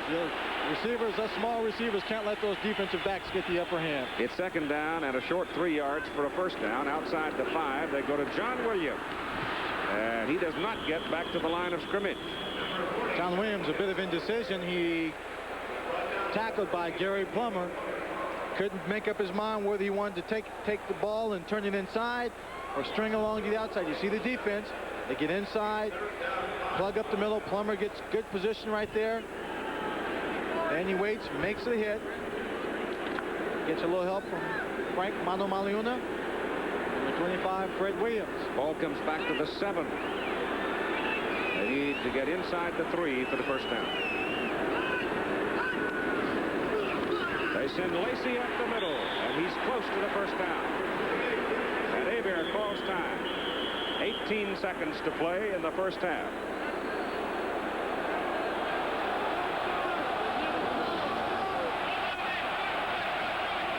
Profile of 2 winning coaches in their division. That's Monty Bennett hurt on the play. Monty Bennett down on the turf.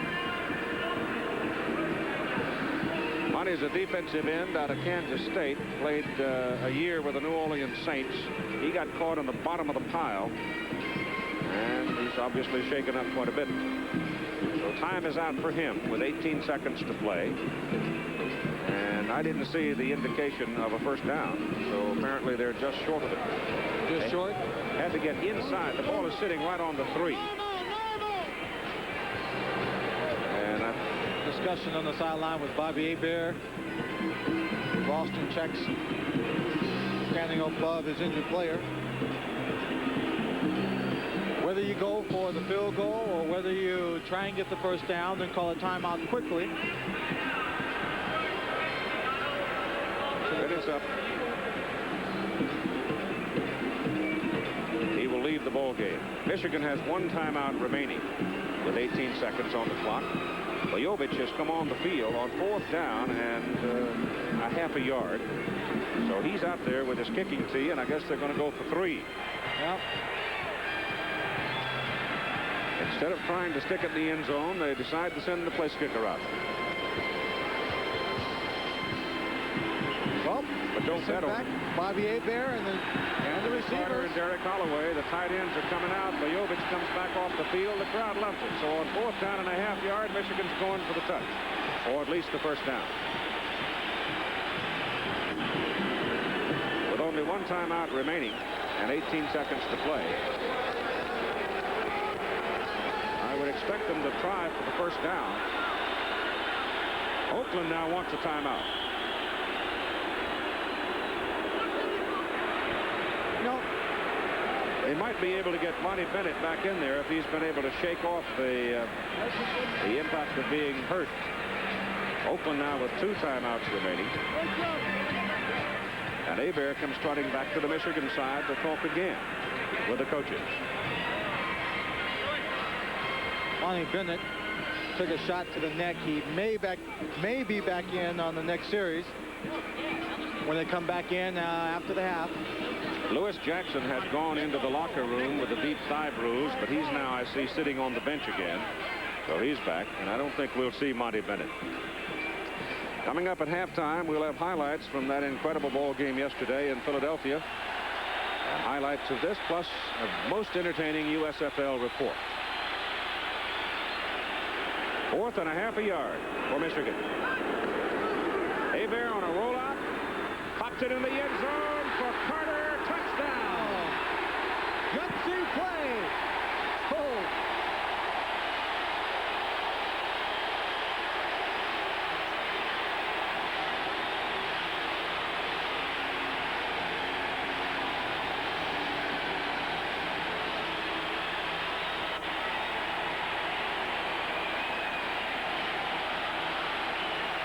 $60,000 fans came out to support the Michigan Panthers, and they're not going to be let down. At least if you leave it up to Bobby Hebert, the coach, Anthony Carter, a quick turnaround pattern there in the end zone, makes a catch in traffic. Bobby Hebert put a little speed on that ball.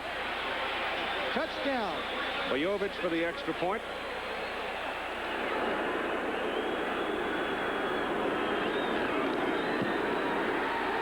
Good.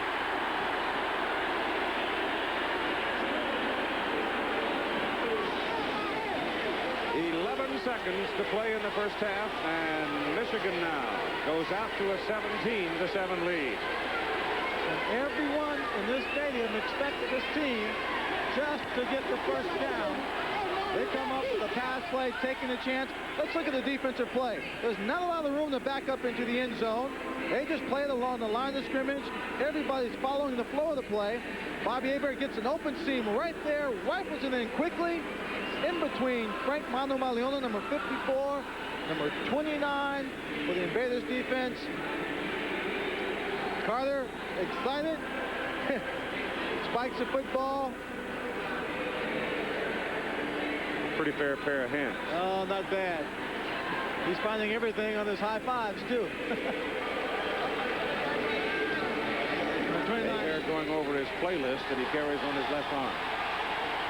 The plays are wigwagged in from the sideline by Mark Miller, reserve quarterback. Billy Yancey is now a deep man with Mark Lewis for Oakland to receive the kickoff from the Michigan Panthers' Novo Vujovic with only 11 seconds to play in the first half. Well, it's knocked down up front by number 59 for Oakland, Dean Moore, a linebacker. And Moore, running like a fullback, comes all the way out to the 44-yard line. And 3 seconds to play. Oakland gets 1 play. Oh, Vujovic just squivering the ball, keeping it on the ground, wanting one of the big people to handle it, forcing him to use up more of the clock. They would not have minded if that big man had taken the ball and run out down to the 30-yard line just as long as he didn't score and used up all the seconds on the clock. Now the Oakland Invaders will have to run at least 1 play.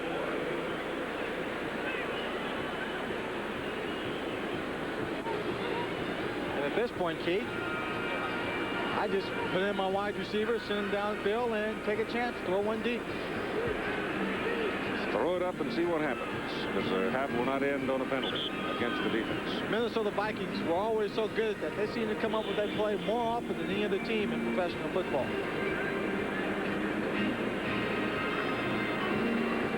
And 1 turnover by Oakland really hurt him. That first turnover. Michigan got 3 points and sort of took away momentum. They'll work out of the shotgun now with Pisana deep.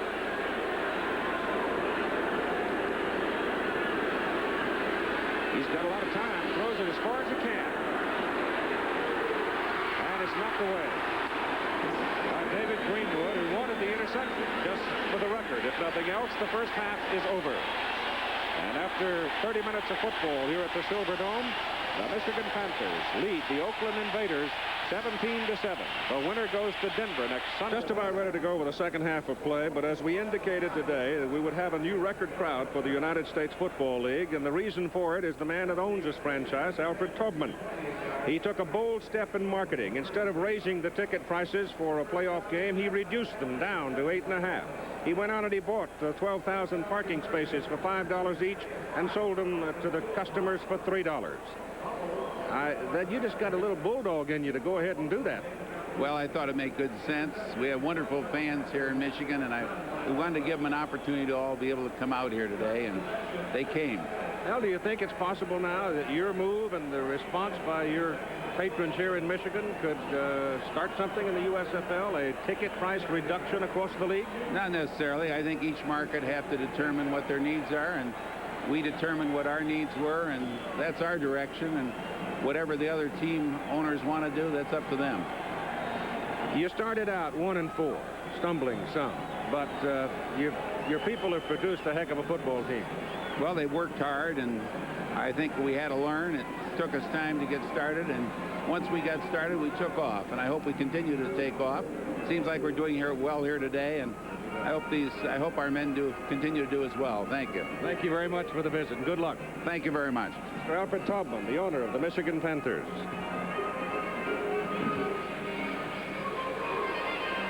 Kevin Shea getting ready to kick off for the Oakland Invaders as the Invaders trail in this football game by 10 points.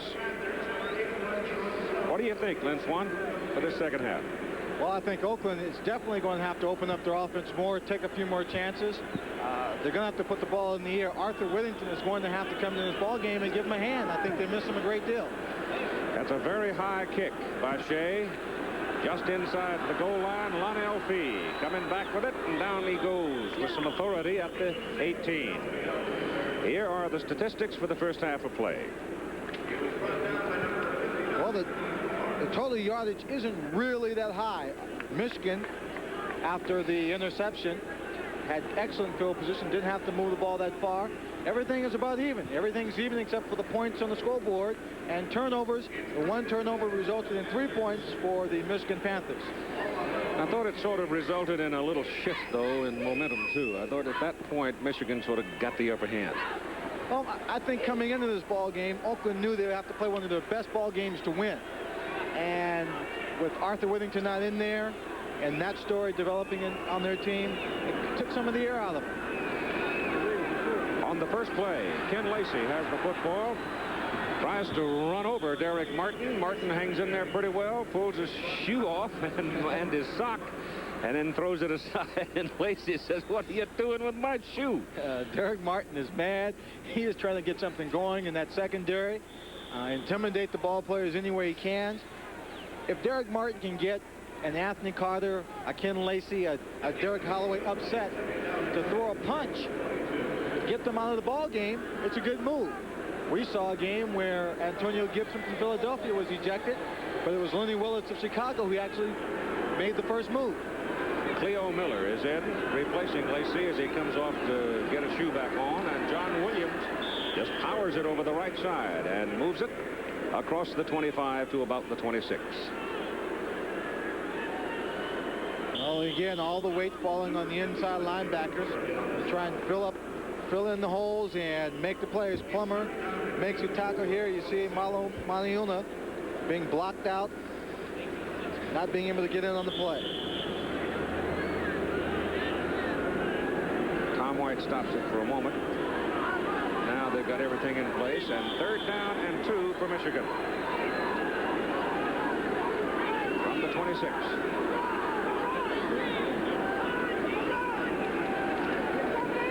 Rolls it out on 3rd and short, throws it back across, and it's intercepted by David Shaw. Touchdown.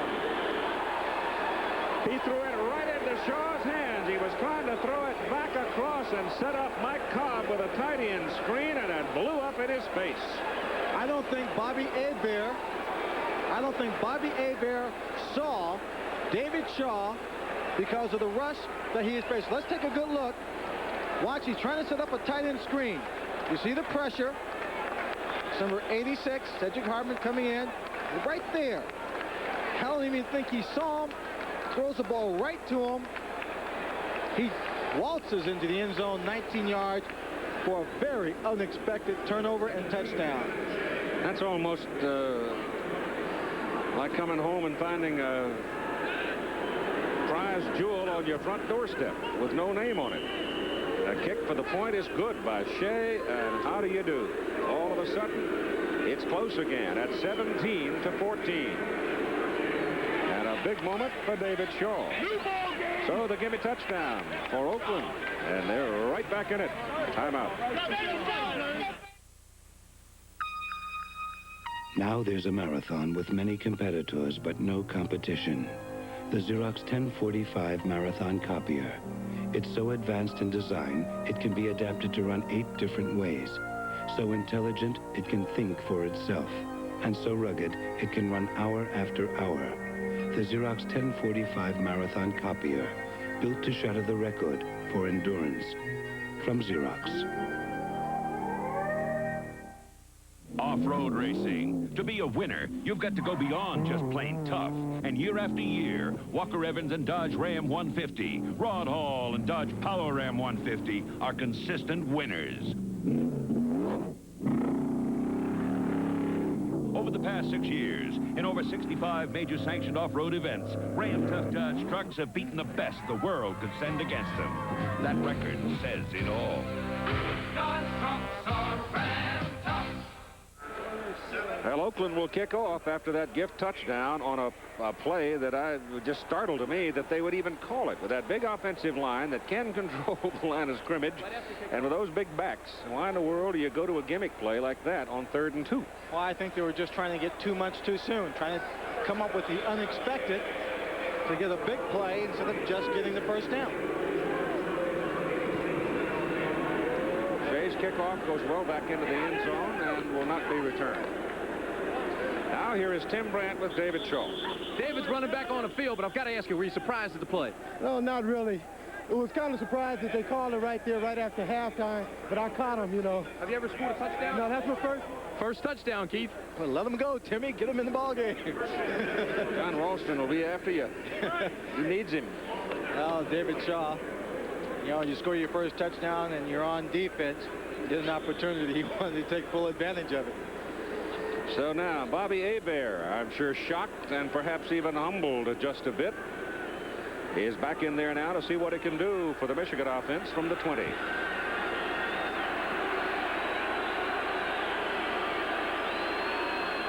Lacey is back in the backfield with his shoe back on. Going to throw. There's no pressure. He swings it out to John Williams. Gets him out there one-on-one, and Williams is good for 8, close to 9 yards on the play. Kenny Daniel finally knocked him out of bounds. John Williams coming out of the backfield on the swing route. Bobby Hebert looking downfield for one of his wide receivers. They were covered. Dumped the ball to the outside, and Anthony Carter got back in time to throw a little block. Help Williams pick up a few extra yards. 2nd down and 1. Now here's the circumstance where you might want to go for something big. Sure. That way, if it doesn't come up, you still have 3rd in a short yardage situation. They give it to Lacey, and Lacey gets the first down as he reaches the 31 before he is tumbled back. I thought Lacey would have bounced that to the outside. He got there, held a block out in front of him, then just cut it up inside. Still gets the first down.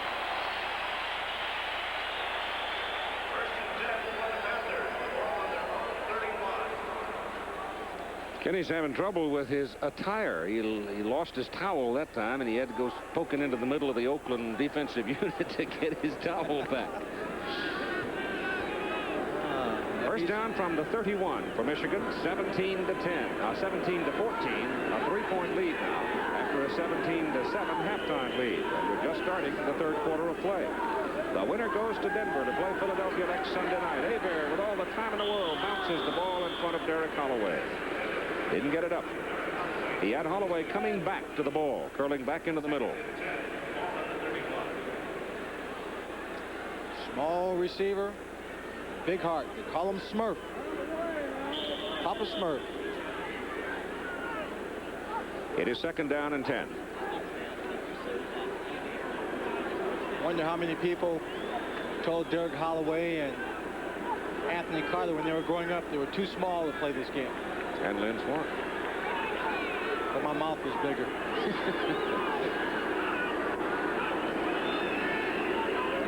Hebert lofts it over, intended for the tight end Mike Cobb. And with the pressure coming, missed it. Almost intercepted. The ball was thrown well over the head of Cobb. Number 29, Kenny Daniels, was coming across. Number 25, Fred Williams, was also in position. Might have been able to make the play. Take a look at the blitz again. Top of the frame. McClanahan coming in. Trying to force it. He's blocked to the outside by Ken Lacey.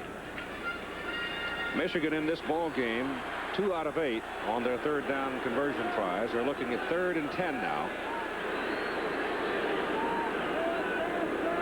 See if Oakland blitzes. Nope. They drop back into zone. And Hebert has time. Throws to Lacey. Lacey breaks the tackle and gets the first down. Pitches the ball out to John Williams. Williams is working the sidelines, and he's finally out of bounds at the Oakland 26.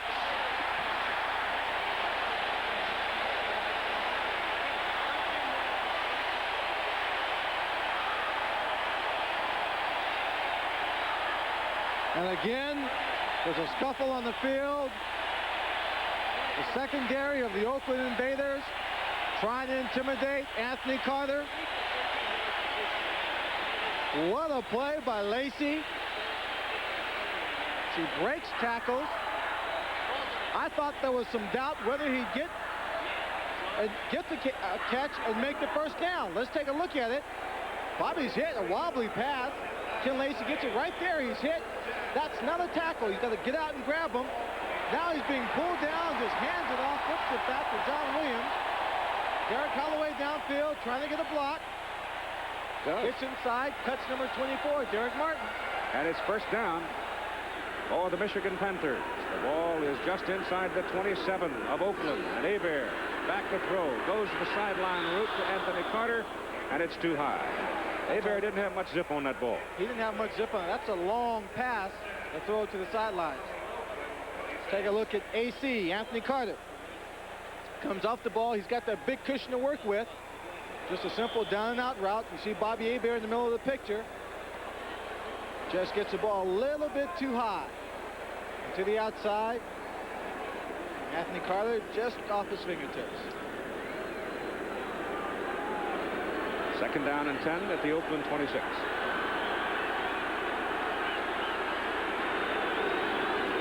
Three-point ball game, 17-14. They send it inside to John Williams. And Williams is inside the 20. The quick hitting play up the middle. The quarterback, you see Cedric Hartman, number 86. He's slipping in, reading the blocking. Right there, he gets caught. His charge upfield. Bobby Hebert, reverse ball handling. He takes the ball, does a complete turn, handing the ball off deep in his backfield. Third down and 3 for Michigan at the 19 of Oakland.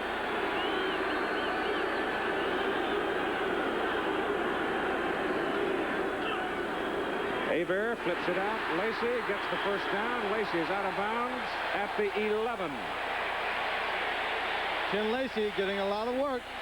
Lacey came into the ball game with 40 catches for 433 yards and 2 touchdowns.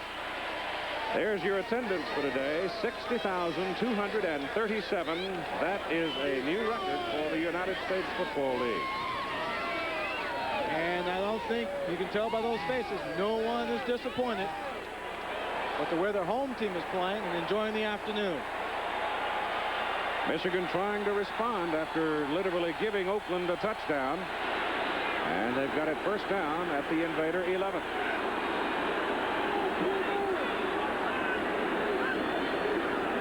Blitz is on. Duncan trying to get through. Can't do it. Cobb with a one-hand tip and a grab and down around the 2.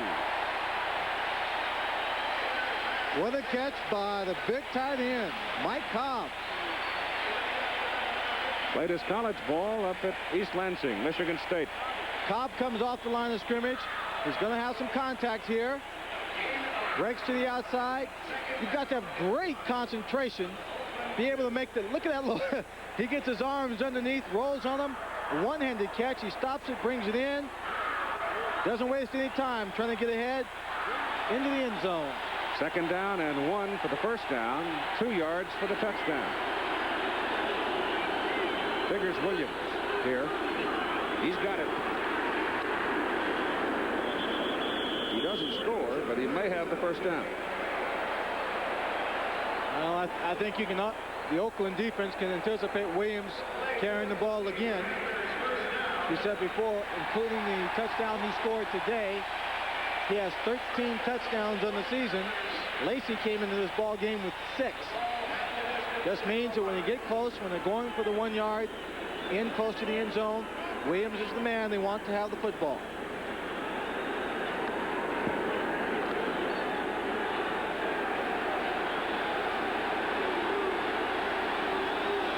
First and goal, less than a yard away. The quarterback, Hebert. Touchdown.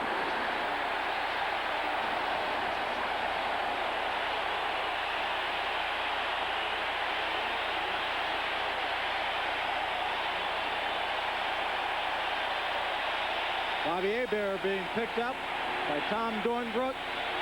You saw John Ralston stalking the sideline, a victim of a gadget play after using reverse in the first half. Guy that made it, though, Swanee, was John Williams.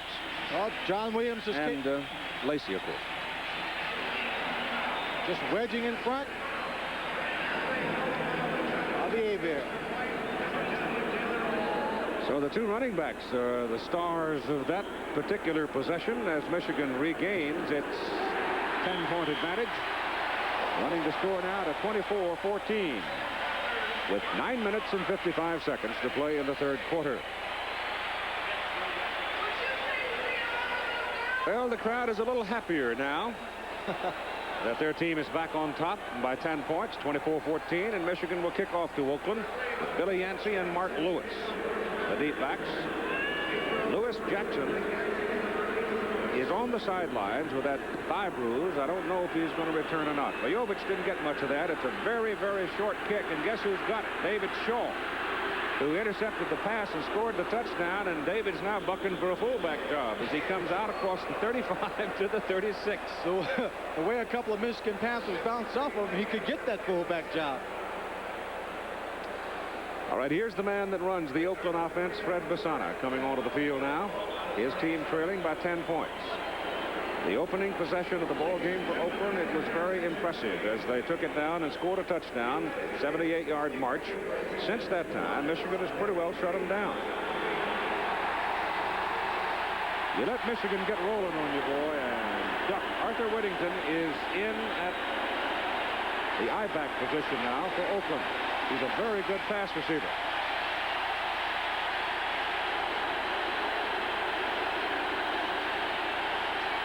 Basana says, wait a minute, and walks away as the crowd comes up roaring, and there's no way in the world that his wide people could hear him give the snap count. I'm not even sure the center could hear it. Well, whenever I played indoors, Dome Stadium, it's so difficult to hear that quarterback. You got to look in from your wide receiver position, almost trying to read his lips through the face mask. Of course, the best thing to do is get a play called, pick up some good yardage, then the fans quiet down very quickly. Yeah, nothing like a 25-yard gain to hush them. I'll tell you one thing, Keith. First year in the USFL, 60,000 people. I think the Oakland Invaders rather enjoyed all that cheering. Well, here we go again.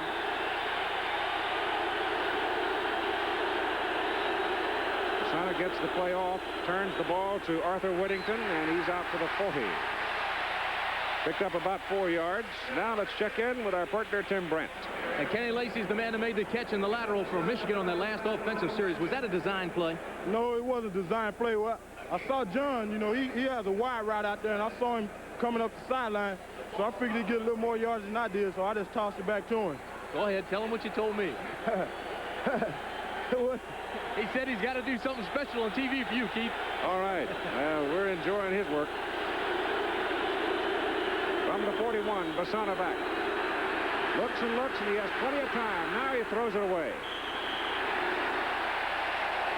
He had plenty of time, all right. Very nice play-action fake by Basana, but he didn't take a deep drop at all. Just stood there right behind the center, looking for a receiver, couldn't find one, put the ball out of bounds. The previous attendance record, in case you're curious, was the 53,370, and Herschel Walker and the New Jersey Generals played their first home game against Tampa Bay. But they've got 60,237 here at the Silverdome today. It's 3rd down and 6.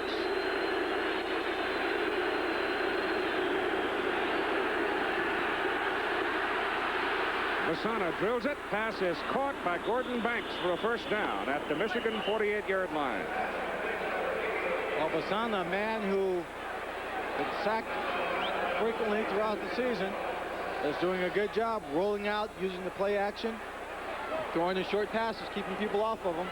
Gordon Banks driving, number 22, Clarence Chapman downfield and curling inside. Bear scrambling on the rollout. Finds him. Picks up a first down. Since that 78-yard drive in the first half, so far this has been the best possession for the Oakland Invaders. Their only possession in the second half. Basana, the throw again, gets it off just as he is hit, and Banks is out of bounds as he collides with Chapman, but he was out of bounds when the ball got there. Had Chapman underneath, Greenwood over the top. He's going for it. Kyle Borland was in all over Basana just as Fred released the ball. Borland is a rookie out of Wisconsin.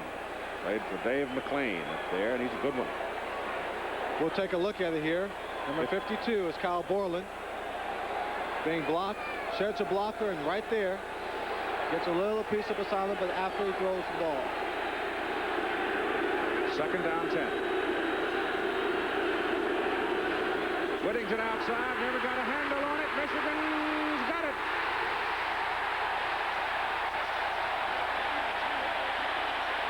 Ray Bentley. Ray Bentley, he's a man who teamed up with Greenwood to hit Wyatt Henderson and cause the intercepted pass by Kyle Borland in the first half.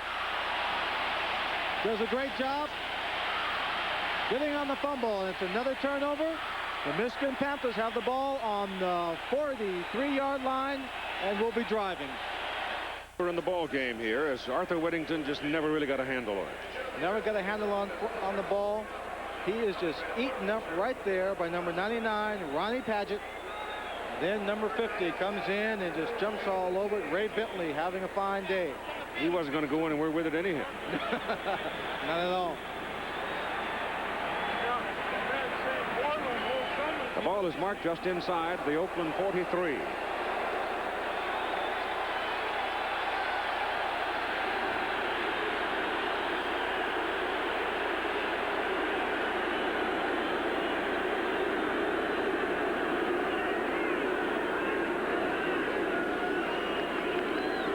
Reverse it to Holloway.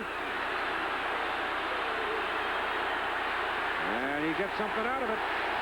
A little scooter from Arkansas takes the football down to the 31. And put his head down and right into the stomach of Derek Martin.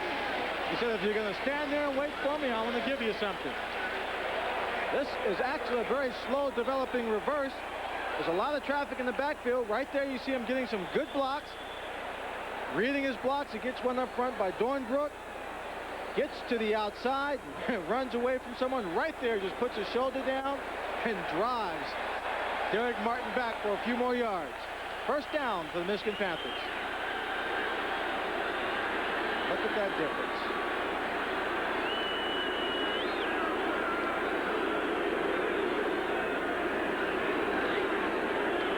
They send Lacey inside as Oakland showed blitz.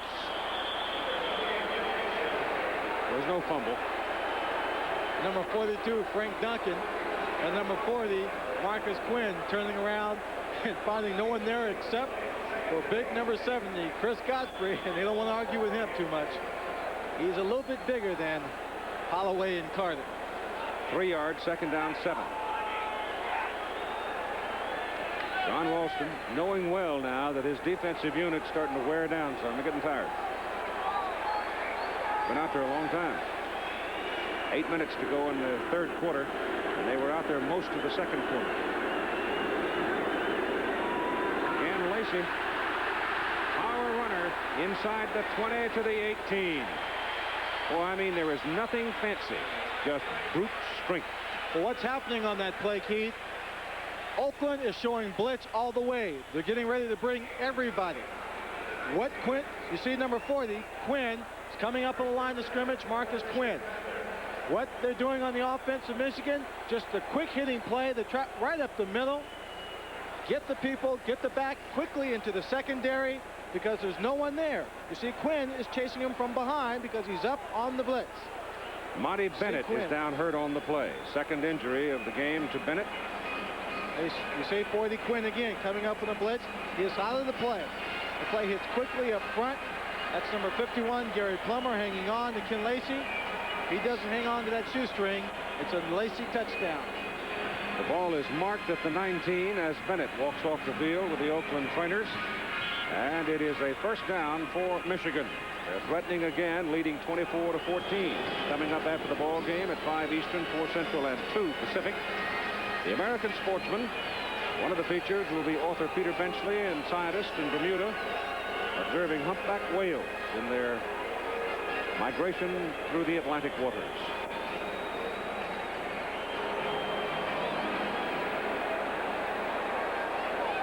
you say that was up Bermuda Key? Reminds me of my fishing trip. Wonder if I could have caught a whale on the 12-pound line. Cleo Miller is in the backfield now with Lacey. Lacey's got it. He fumbles a football, and David Shaw's got it.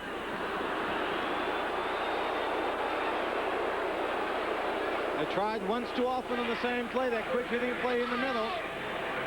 Ken Lacey, the ball stripped away from him. Shaw falls on top of him. So Michigan turns it over for the second time today. Take a look here. Bebe Aver, Chris Godfrey pulling. Right there, number 58. Strips the ball away from him. He made that play all to himself, didn't he? Yes, he did. By himself.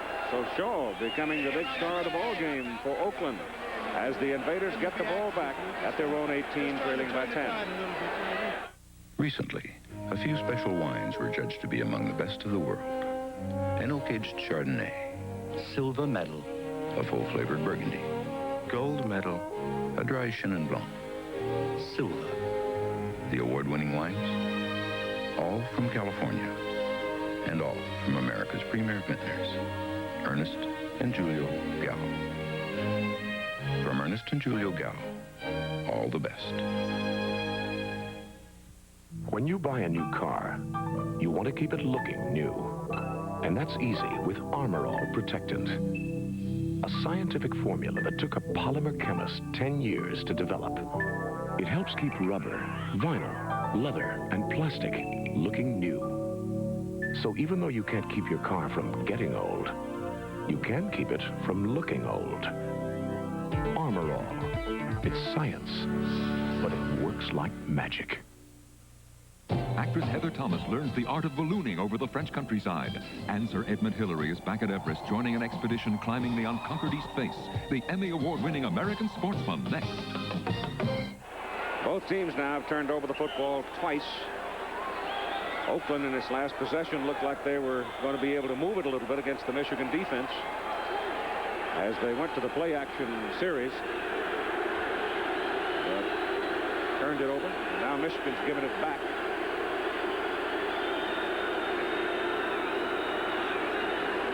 Lasana gives it off to Ted Terosian, the fullback, and he moves it from the 18 out to the 24.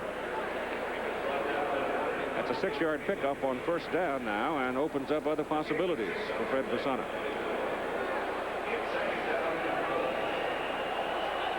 And 57, John Corker got up pretty slow that time. He's in on the tackle.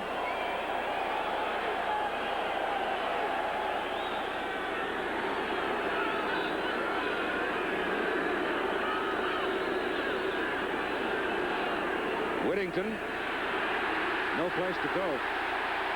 And then nothing doing. Kyle Borland did it all by himself. Took the blocker and the ball carrier. Well, Arthur Whittington got behind his blocker. Instead of cutting it upfield, just ran right into his back. Did make a cut. In total offense now, Lynn Swan, Michigan shows the big edge, 289 to only 140. Well, a great deal of that has to be in the third period. Received the ball in the opening kickoff, started to drive, turned it over, then got the ball back, and then went the length of the field for a touchdown. They possessed it throughout this third period. 5:55 to go in quarter number 3. 24-14 Michigan. Lasana back to throw it, gets it off over the middle, and it's good to Gordon Banks for a first down out at the 40. Gordon Banks finding the big holes in the secondary. Obvious passing situation. The defensive secondary in a deep zone, dropping back. And right there, he just finds number 25 deep, too deep, and he just breaks it across in front of him. Number 21, Oliver Davis, was also deep. Gordon Banks doesn't need a move when he sees a zone. All he has to do is just find an open area. Whittington comes back now to line up with Terosian.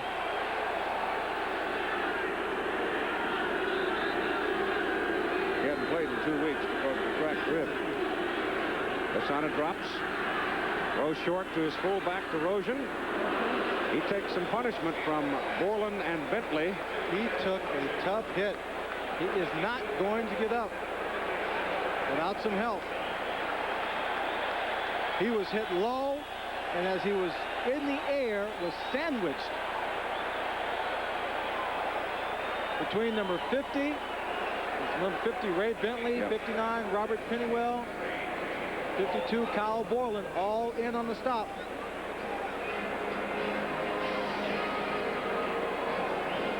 Let's go down to Tim Brent. Next to me, David Shaw is having a fine football game, but I know that you want this offense to put some points on the board. Defense is making things happen, though. Yeah, well, the defense, we're just trying to stop them, hold them in check right now, and get our offense an opportunity to get on track and get things going. You know, we're still into the game. Scored a touchdown, an interception, fumble recovery. Have you ever had a game like this? Well, not for a while. And it feels good, Keith. Well, he called him the young David Shaw. He's 26 years old. Yeah, he's a lot younger than Tim Brant. Looks it, too. The ball is at the 47. We're at 2nd down and 3 as Terosian jogs off the field. He was deflated by that crunching from the Michigan linebacker. Well, the cheerleaders of the Michigan Panthers hope that they can fly down to Denver and do some more cheering. 2nd and 3. Holmes is in, replacing Terosian. Besana shoots it and gets the first down as he finds Raymond Chester between linebackers. Pennywell again in on that stop, along with number 52, Mike Borland. So far in the day, they have not been able, the Michigan Panthers defense has not been able to consistently or effectively get to Fred Besana. He's kept them at bay. One of the things about the Oakland ball game today that's beginning to show up now, Besana had been sacked 76 times coming into this division playoff, but today they've been able to get him only one time for a 1-yard loss. Going to reverse it to Mark Lewis. Second time they've run it. Second time it works for big yardage. All the way down to the Michigan 23-yard line. Oliver Davis, number 21, makes a good open field tackle. Second time they run it for big yardage. Michigan Panthers defense pursuing very well on all the plays. Get them going in the wrong direction, reverse it back. There's no help on that backside. Lewis has carried it twice on that reverse play and picked up a total of 45 yards. They mark it at the 22 of Michigan, where it's first down for Oakland. And Terosian comes back in, replacing Holmes, the fullback.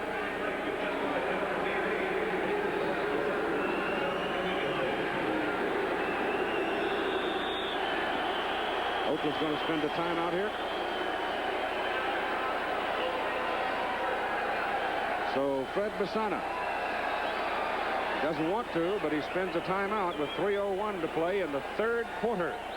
Michigan circumstances these. 3:01 to play, third quarter. Michigan 24, Oakland 14. Winner goes to the championship game next Sunday night in Denver, 8 o'clock Eastern time, which you will see here on ABC television. Oakland needs some points here.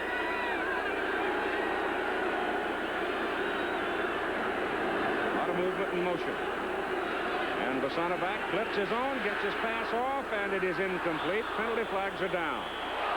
There'll be some kind of pass interference. Thrown deep in the secondary. There's a flag thrown back where Besana released the ball, too. Could be holding. They came in on a blitz, and they may just call it a late hit, roughing the passer.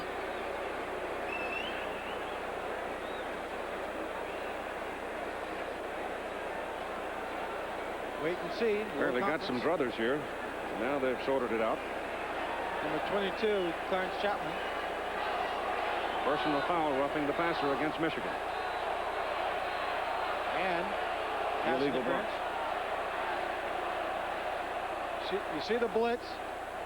Watch right here as the safety, number 25, John Arnott, comes in on the blitz. And he jumps into the air. After Besana's released the ball, knocks him to the ground. And the penalty moves the football down to the 11. On the defense, Penalty is declined. We have a personal foul. Roughing the passer. Number 24 on the defense. Penalty is accepted. First down. See, Kyle Boland was holding up Arthur Whittington as Whittington tried to work into a short zone area. So they take the greater penalty, which is the 15-yard personal foul against the quarterback. And the football is now at the Michigan 11. First down for Oakland. So the Invaders are very much in this hunt. Knocking on the door. Jack Holmes is in at fullback. Ted Terosian carries the ball, fumbles it, and Michigan's going to come away with it.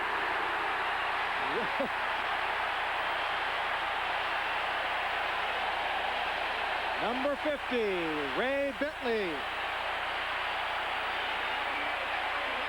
Number 98, Alan Hughes, recovering the fumble. Physical defense can create turnovers. Let's watch and see how it happens. Terosian gets the ball. He's going to the outside. He gets a good block right there. You see Hughes chasing him right there. He's got the ball in the wrong hand. Just comes up and pops it loose. Sticks his helmet right on its right. He's carrying the ball in his right hand. And that's where all the pursuit will come from when he's running to his left. Of course, when you're not used to carrying the ball in your left hand, you know, that's just as dangerous. Better learn how. You're going to be a running back. If he does learn how, it'll be one play too late. So Michigan takes over first down at their own 17. Oakland's third turnover. Hebert looking to eat up some real estate in a hurry. Goes deep to Carter, and he's out there.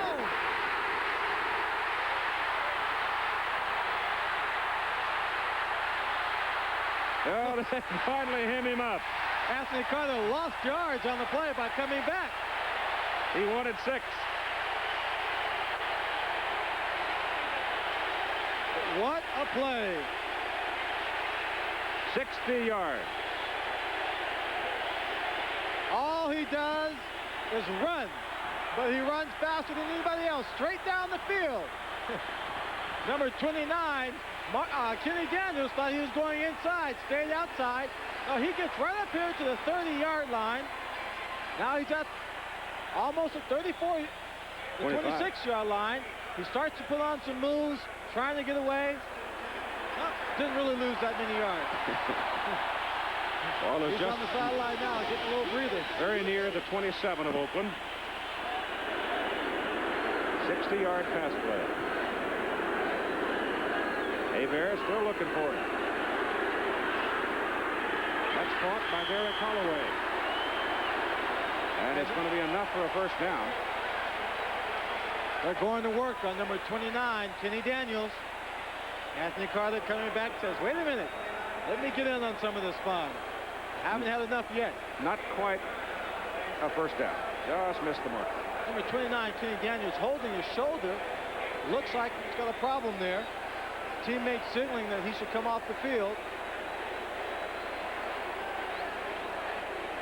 It's that right shoulder of his. He was kind of trying to hold it up.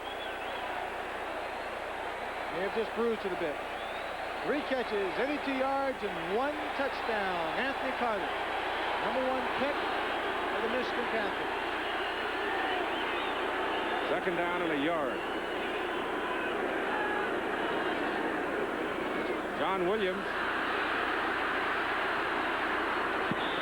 And he doesn't quite get it.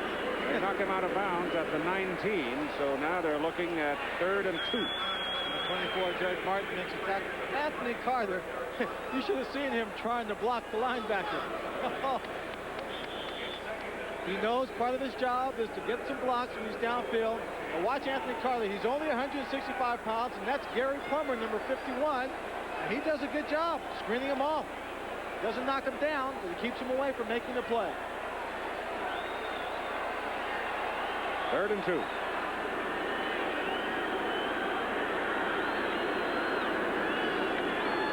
Lacey. I don't know. It'll be close. This Oakland defensive bunch, they've been burned on some big plays, but they've got some grit. They're hanging in. At the hour. 40 seconds on the clock. 10-point lead for the Invaders, for the Panthers, excuse me. And they're short by about a yard, half a yard. Gonna go. They're gonna go. Bojovic is on the sideline. Doesn't have his helmet on. So on 4th and a half a yard, they'll go. We gotta figure Williams again. This is John's territory. Bobby Aber just may keep it again on the sneak. Now he gives it to Lacey, and this time Lacey breaks it. Touchdown.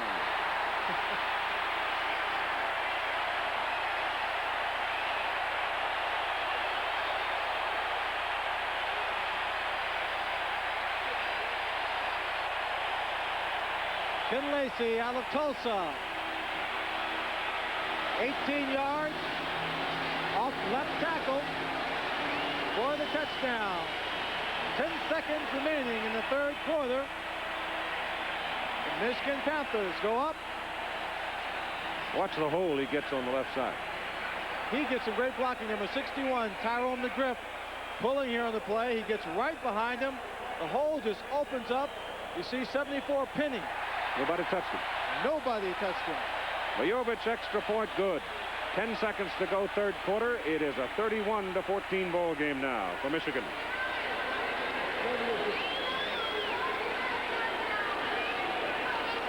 This ball club, you've seen just about what they're capable, everything they're capable of doing. Possessing the ball, a good ground attack, a big play. Anthony Carter, 60-yard pass reception. Derek Holloway, the low short pass on the sideline. Ken Lacey, 18-yard scamper off tackle, doesn't get touched. Superb offensive line blocking. Jim Stanley doing a good job putting his team together. Mr. Taubman finding the talent. ABC's Monday Night Baseball, St. Louis Cardinals, Los Angeles Dodgers.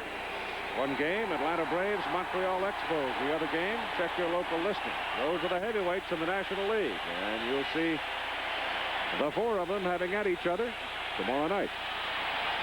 Here on ABC, 9 Eastern Time.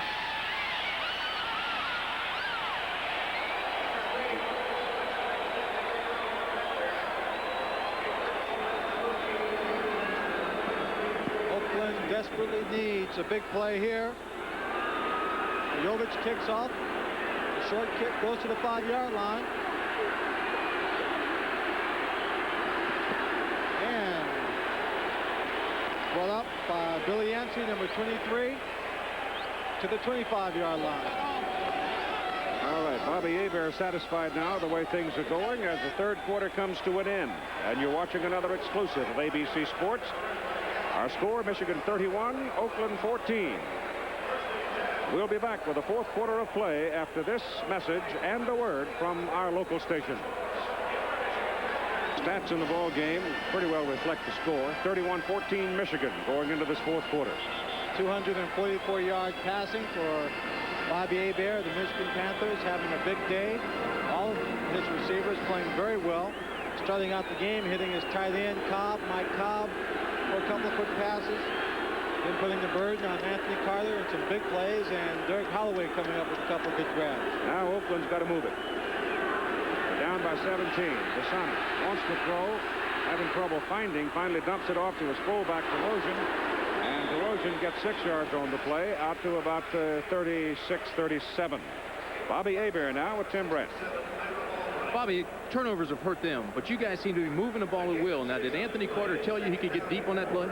Well, no, really, I had talked to Coach Saleh. He was up in the press box at halftime, and, we were planning to run that the second half, and we were just, figuring out the right time to run it, and we knew they'd be coming up on the run, close to our goal line, so I just told him to get, to beat him deep, and he beat him.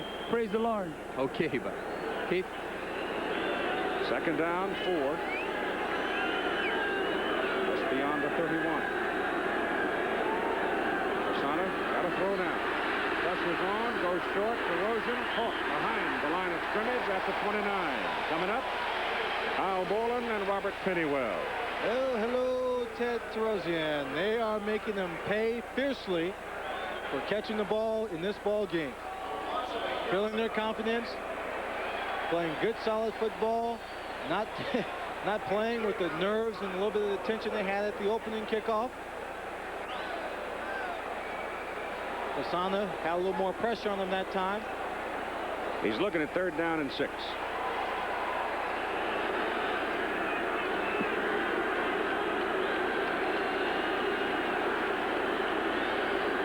Hands it off to Whittington. Can't get it.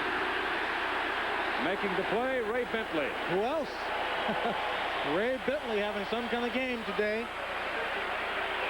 Arthur Whittington took the ball and draw those Statue of Liberty play. Didn't run, was not running with all of his speed and just got caught from behind.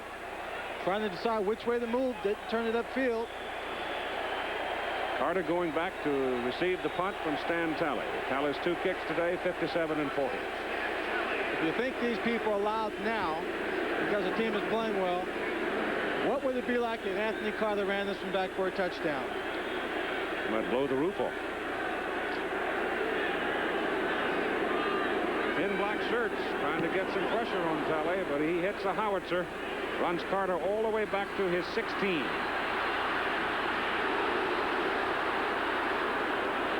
You know what?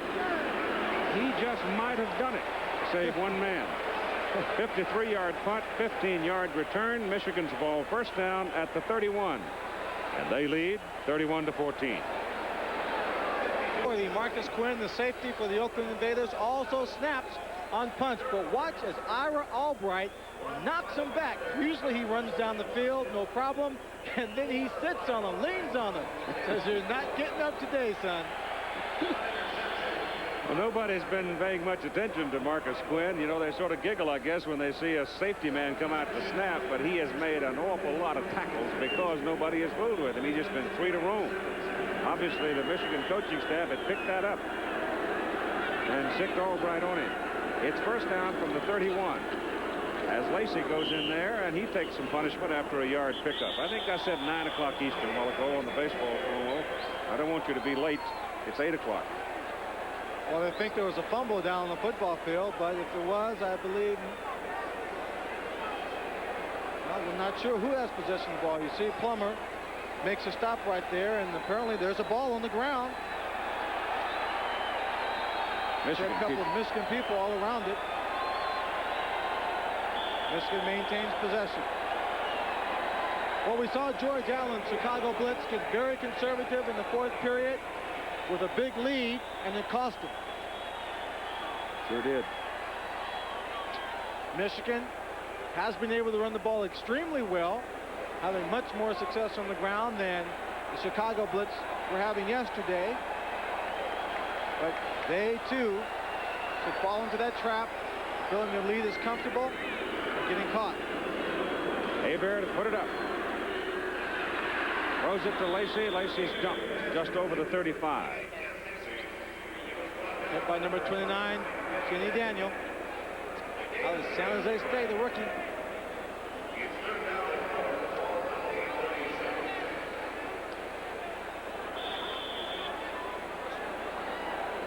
Three Michigan wide receivers have caught 3 balls today. One of them 4, Carter, and one player has now caught 2. So Hebert spreading it around out of the 15 completions. 3rd down and about 6.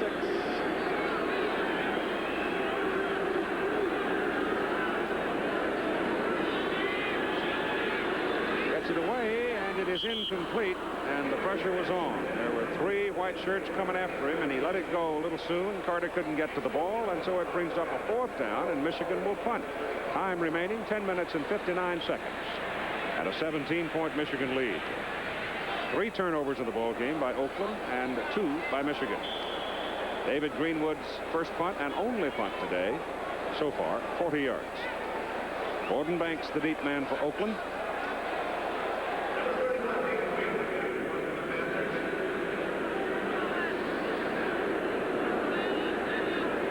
Oakland with all 10 people on the line of scrimmage. Coming after it. Greenwood gets it out. High kick. Banks takes it on a fair catch at the 33. It's a flag down. far side of the field. I think offside by Oakland. Might have been a little...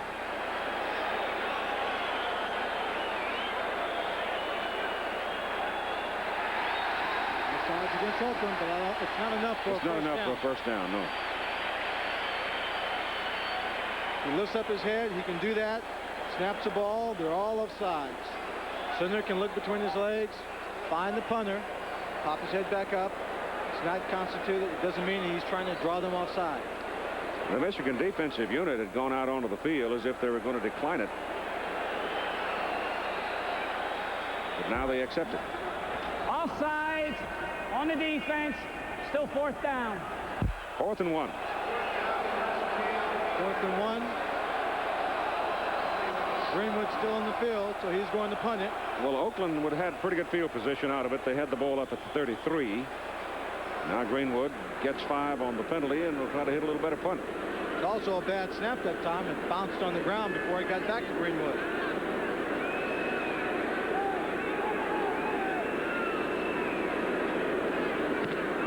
And he gets a better punt out of it. He runs Banks back to the 20, and Gordon again signals fair catch. 39-yard punt with a fair hang time on it. And Oakland gets the ball back with 10 minutes and 46 seconds to play in the ball game, and they are trailing by 17 points.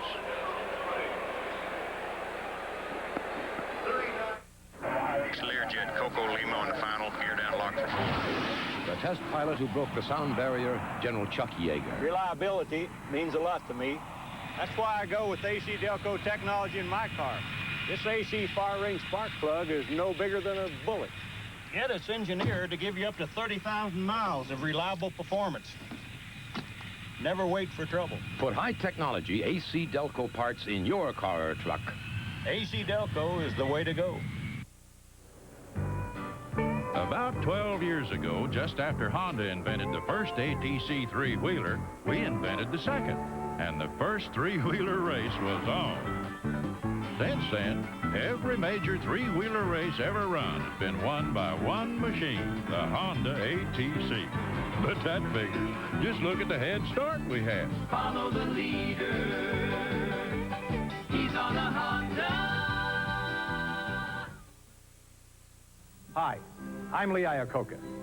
My parents, and maybe yours, were among the millions who passed through Ellis Island on their way to a better life. Ellis Island and the Statue of Liberty offer the promise of freedom.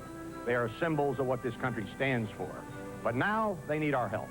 The USFL is making a donation for every ticket they sell to help restore this beloved national monument.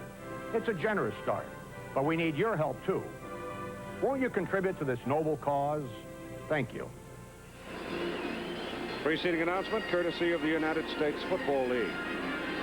As the folks in Michigan are whooping it up, they're confident their team can handle things now, leading 31-14 with 10:46 to play in the ball game. Oakland has it one more time on their own 20. The offense has been pretty well controlled since the first quarter.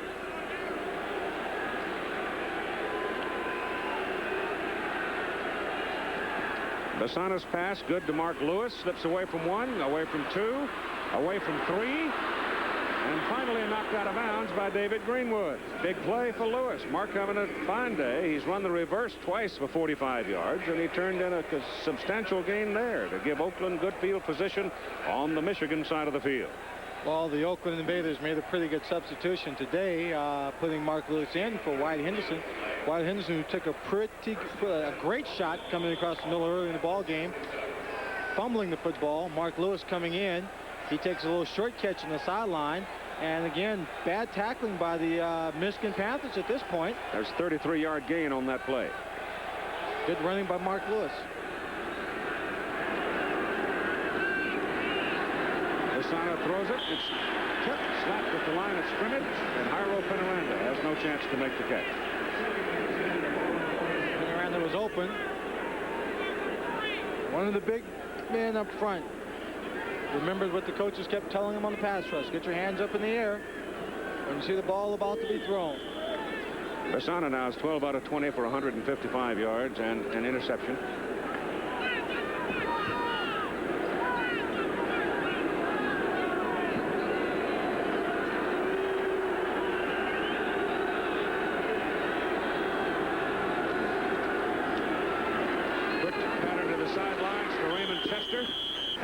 passer is shoved out of bounds by Greenwood, short of the first down. His progress is going to be to about the 40. Greenwood is a big, strong safety. 6'3", 210. Out of Wisconsin.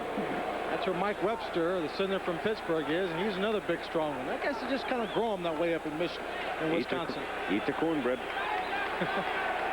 I'll be up there in July. Going to Hayward, huh? Chopping down some trees in the Lumberjack Championship. 3rd down and 3. Little quick pop over to Terosian. Good for the first down at the Michigan 34. So, Basana, nickel and dime in here, but moving the football. Well, he's got 10 minutes to try and bring his team back. That's a lot of time. So you see the scoreboard there. Ralston's a man who's patient, knows he has the time to get something done, but he just has to be he has to get some points out of each drive. I'll tell you one thing, Ted Terosian is in good shape. He's got to be to take all the hits he's had today. Basana has good protection. Jairo Penaranda out of the backfield moves it down to the 25. Picked up 8 yards on that play. He had sent Banks and Lewis on flag routes, but they were just taken away from him by the Michigan secondary. Send them down deep, spread out that defensive coverage. And if they're covered, can't get the ball to them, dump it off to the back of the tight end who's short underneath that linebacker coverage. He's done it effectively in this drive. Henderson is back in the lineup now, and Lewis out for Oakland, with Basana now 10 out of his last 12.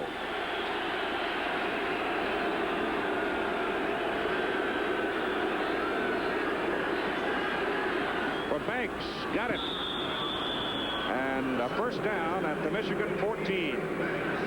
Number 21, Oliver Davis knocking him out of bounds. Very impressive drive so far by Fred Basana, getting his team downfield. And the key to it is the excellent protection. No one's getting to him. He's got enough time. You see Banks getting both feet in bounds before he just falls out of bounds. Oliver Davis just has to show that he was in on the play, standing on the sideline. Banks has now caught 5 for 72.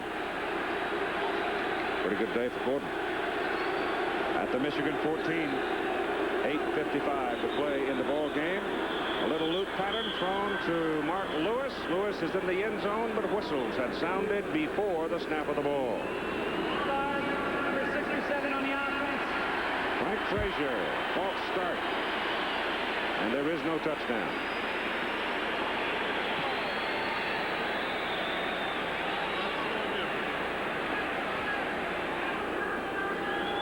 The Invaders have seen a lot of flags this year. It's a lot of yards to have to make up in any ball game in any season. Set up with Lewis to the top, Banks to the bottom of the picture. It's first down and 15 as the ball comes back to the 19. Basana goes short over the middle for Penaranda. Whoa, boy, did Kyle Borland ever nail him? Well, it looks like when the young men from Pittsburgh came to this team on the offensive line, maybe they told them about being physical too. They're hitting as hard as I've ever seen any team hit. When I look around here and see Borland, Wisconsin, Greenwood, Wisconsin, John Williams, Wisconsin, how come they didn't win the Big Ten? How come they didn't what? Win the Big Ten. Oh, I don't know. You see the play right there. Penaranda, right, has his hands on it in the air. And he's a sitting duck for Kyle Borland. Just puts that shoulder right in the stomach.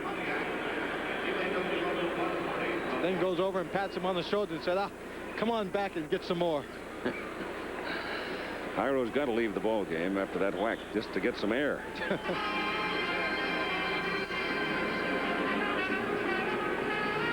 A tough kid. Second down and 15 from the 19. Time remaining 8 minutes and 49 seconds. 17-point lead for Michigan, 31-14. American Sportsman coming up after the ball game, 5 Eastern and 4 Central, and 2 o'clock out on the West Coast.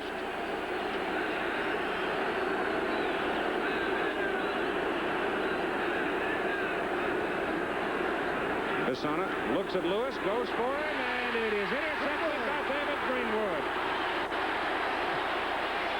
Just like a pickup basketball game, he just reached up there and one-handed that thing and took off. David Greenwood was sitting back, waiting for the ball to come in. Pisana been throwing the quick passes all the way down the field. Let's take a look at it from the end zone. Looking for a receiver on the outside. And there's Greenwood. He just steps right in there. Sent for Mark Lewis. Picks it off. Big number 87, Raymond Chester. That's the 4th turnover by the Oakland Invaders. And now Michigan regains control of the ball at the 21-yard line with 8 minutes and 40 seconds to play. Greenwood has sort of handed the handle over to the Michigan Panther offense now with only 8:40 to play and a 17-point lead. If they can run off some first down, it's going to be pretty tough for Oakland to make a meaningful charge. And I'm not going to be as strong as I was yesterday. In the 3rd quarter, I thought Philadelphia was a dead duck. Turned out to be a sleeping bear. Bobby Hebert sets it up and gives the ball to Cleo Miller. And Cleo doesn't get much, maybe a yard, as the Oakland defense continues to pound away. Terry Miller, who had come back to play for his old college coach, Jim Stanley, tore up a thumb pretty badly, and he's not going to be able to play anymore this season. But Terry has remained with the team and has been very active on the sideline. Cleo Miller, of course, put in a considerable amount of years, 9 of them with the Cleveland Browns. He's been around. David Shaw made that tackle, and Shaw now totals 7 tackles, a fumble recovery, and an interception for a touchdown. So David, the outside linebacker for Oakland, has had a big day. Hebert to throw it. Running away from the pressure, and tiptoes out of bounds. They're chasing a pretty good ways out of bounds, too. McLean, number 52, Dewey McLean. He almost got his first down. He got it up to the 30. He needed to get it just beyond the 31. Sitting on the bench right now is number 61, Tyrone McGriff. He came off the field just before that play, holding his back. He's got a couple of trainers around him, and first part of the 3rd quarter. Yeah, everything. It just started going in all of a sudden. Right there. Tyrone, 3rd down, 1.5 yards. They give it to Cleo Miller, and Cleo has got the first down as he bangs his way out close to the 34. Marcus Quinn grabbing one leg and waiting for some of his teammates to come over and grab another one so he can make a wish. Right now, he'd wish for some more points. We'll have the USFL championship game next Sunday night at 8 o'clock Eastern time. And right now, it's beginning to look like it'll be the Michigan Panthers going in against the Philadelphia Stars. They met once this season, a game that we did in Philadelphia. And I thought Vince Tobin and his defensive people over there turned in one of the great coaching jobs I've ever seen, as they sent everybody, including the cook, in the 2nd half and beat the Michigan Panthers 29-20. It should be a heck of a football game Sunday night, if in fact Michigan gets out there and a chance to take on Philadelphia again. On first down, they stay relatively conservative, giving it off to the fullback, Cleo Miller. Randy McClanahan with ice on the back of his neck. And time 6:45 to play in the ball game, and a 31-14 ball game with Michigan on top. This Oakland bunch got a lot of grit. They fought hard, played hard. They've had no luck. And having him hurt and having had an indecisive week as well and no practice hasn't helped them either.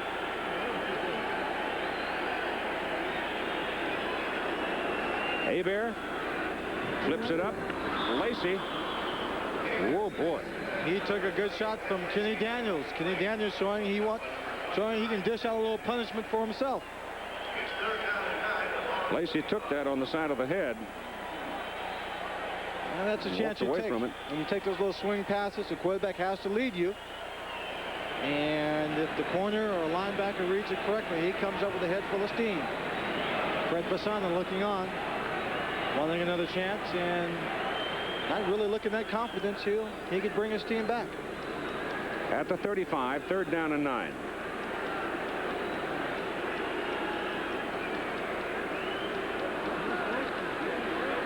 Hebert lofts it up for Cleo Miller. He's got it.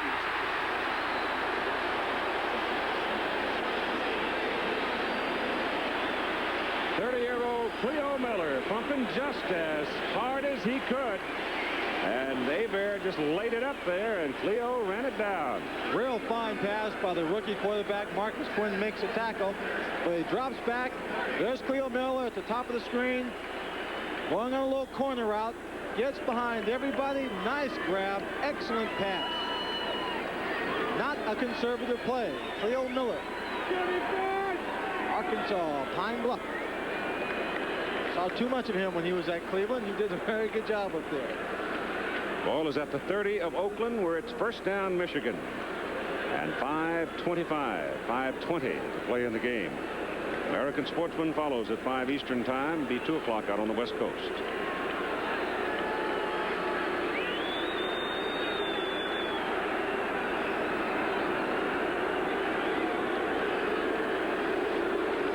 Hebert hands it inside, and Ken Lacey gets 2 to the 28. Well, they've been doing a good job with the ball on the ground. Keep it on the ground. It runs the clock out. Finish the ball game with the Michigan Panthers on top. And they all go home and get a little rest.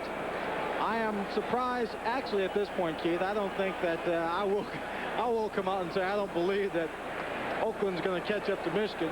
I think I would take Ken Lacey out of the ball game, give him a little rest.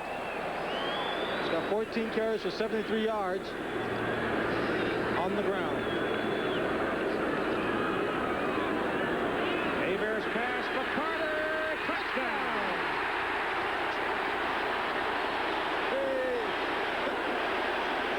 And he taunts the defense. Penalty flag against Michigan. Penalty against Michigan. No touchdown.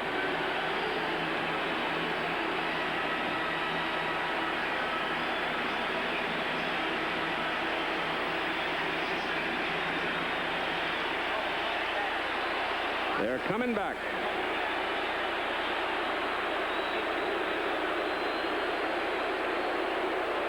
Tom White. Holding, number 88 on the offense for the tackle. Takedown, 2nd down. Don Eccles, number 88. Let's take a look anyway at Anthony Carter. He's going against him at 29, Kenny Daniels. Kenny Daniels has been verbally taunting, pushing, shoving. Anthony Carter staying right in it, goes in the air, gets inside. There's not much of a contest on that matchup. And we're going to see the holding right there at the top of the screen. He just tackles him. We saw one like that yesterday, too. Michigan, 9 flags, 49 yards. Ball comes back to the 39. 2nd down, 20. Hebert going to air it out again. Goes short. Pass is good to McDonald Oden, the tight end, and Oden is back to near the original line of scrimmage. Oden, for a moment there, looked like he was going to run towards the sideline, and realized that he wanted to stay in bounds to keep the clock moving. Did so. Dropped down at the 28-yard line. 3rd down and 8 for Michigan to keep it. Now time showing at 3:40 to play in the game. 17-point lead, 31-14 for the Panthers.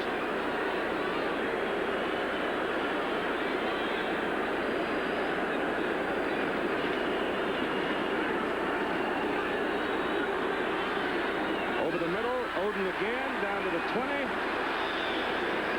Penalty flag. Personal foul coming up, I think, here.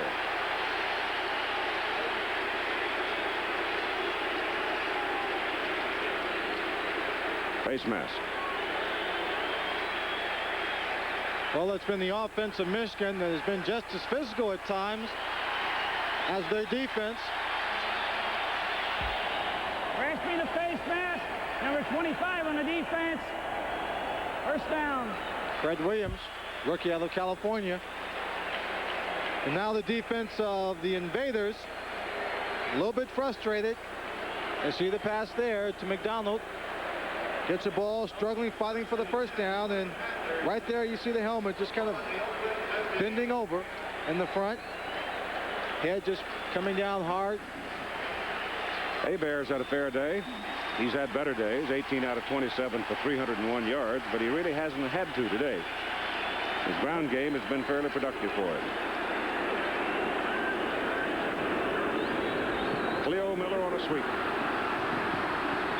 And Cleo gets down to the 9 for a 6-yard pickup. She's hog-tied, wrestled out of bounds by to the ground by number 54, Frank Manuel Maliuna. Oakland defense is now tired. They're really beginning to show weary signs. Very fatigued. They played a long, hard football game. Well, Michigan's run up 458 yards in total offense to this point. So Oakland has 271, which means the Oakland defense has been on the field quite a long time. Yes.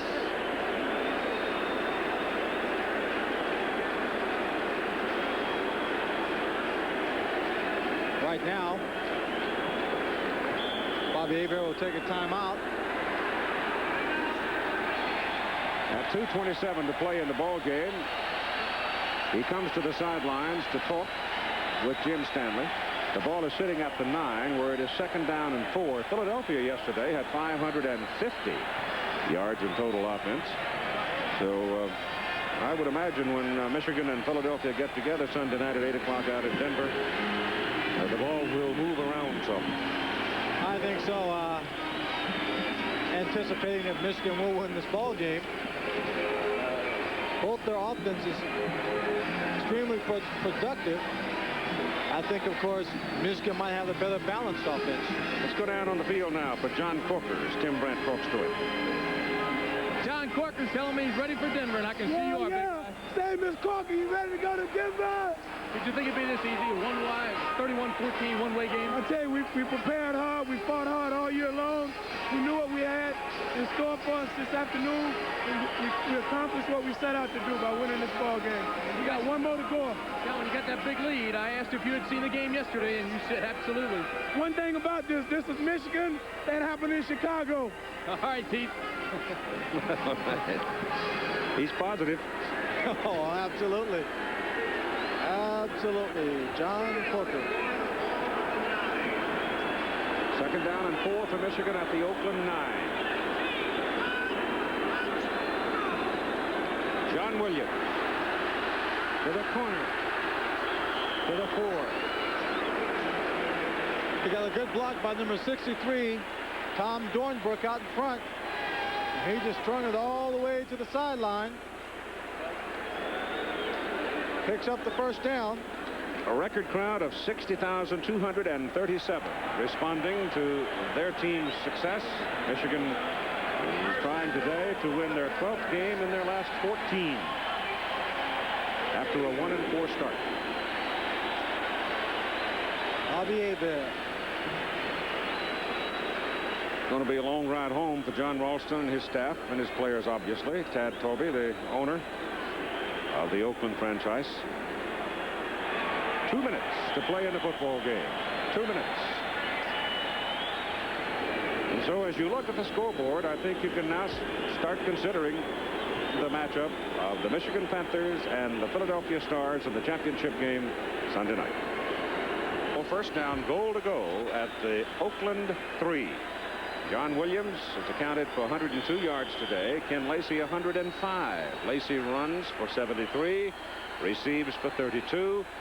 Williams rushing 55 and receiving 47. So those two running backs are going to find job for him. Cleo Miller, the deep man out of the eye. They swing Eccles this way, but send Miller the other way. Running it left, cuts it back, touchdown.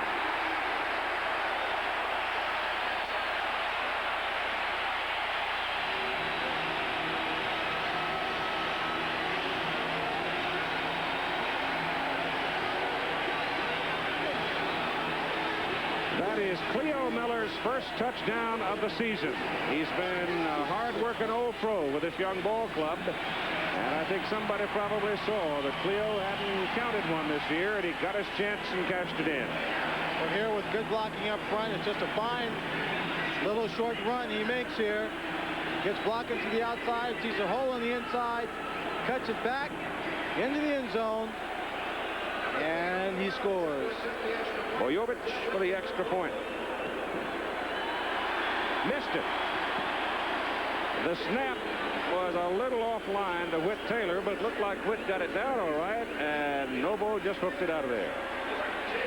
Oh, Bojovic probably just didn't want to run up the score. Well, next Sunday night, 1 point might mean a lot. There you see Jim Stanley talking to Alfred Taubman, the owner. His smile. John Ralston.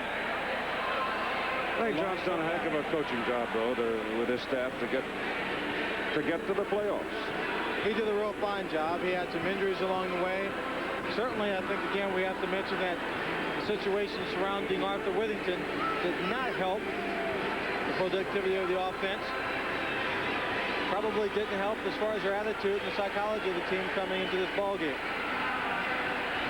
37-14, Michigan with 1 minute and 54 seconds to play, and now the Oakland Invaders get the ball one more time. Jim Stanley, there's Arthur Whittington, number 22, sitting on the bench. Not happy. Back in Pittsburgh, there was a ball player on our team, Keith, one year, was also trying to negotiate a contract in the middle of the season. Decided he wouldn't show up for a game, said he wasn't going to make the trip until he got a contract. He ended up playing in Detroit the next year. 1 point. Bouncing kick, fielded by Mark Lewis, and he brings it back to about the 27. So this could be the final possession for the Oakland Invaders with 1 minute and 49 seconds to play in the ball game.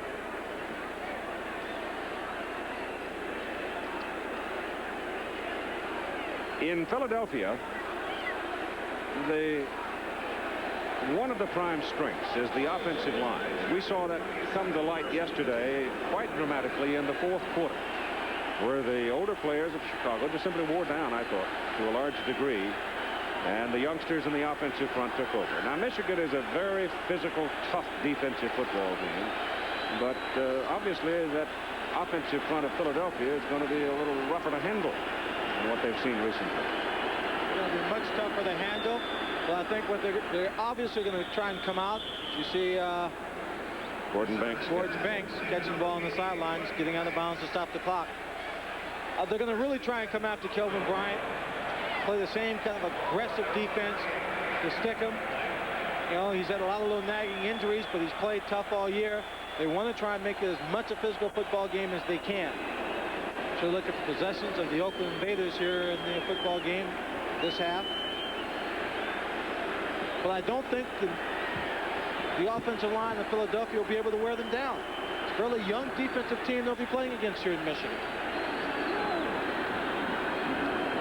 It might be just a heck of a football game. Fred Basana throws. Ted Terosian, who's taken a lot of punishment today, runs it out to the 45.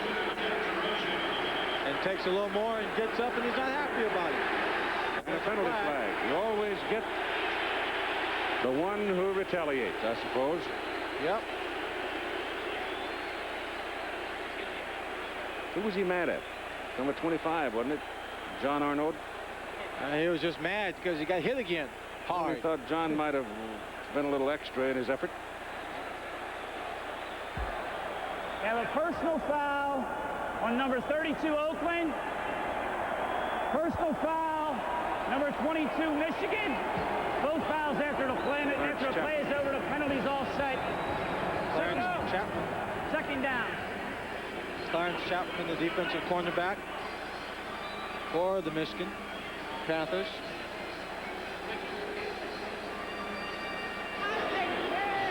Anthony Carter. He has improved steadily throughout the season.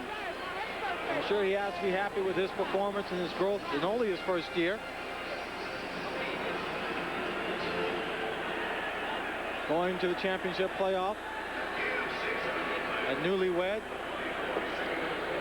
Right now for Oakland, second down 4 and 1:32. Ray Bentley has had a remarkable game so far this afternoon.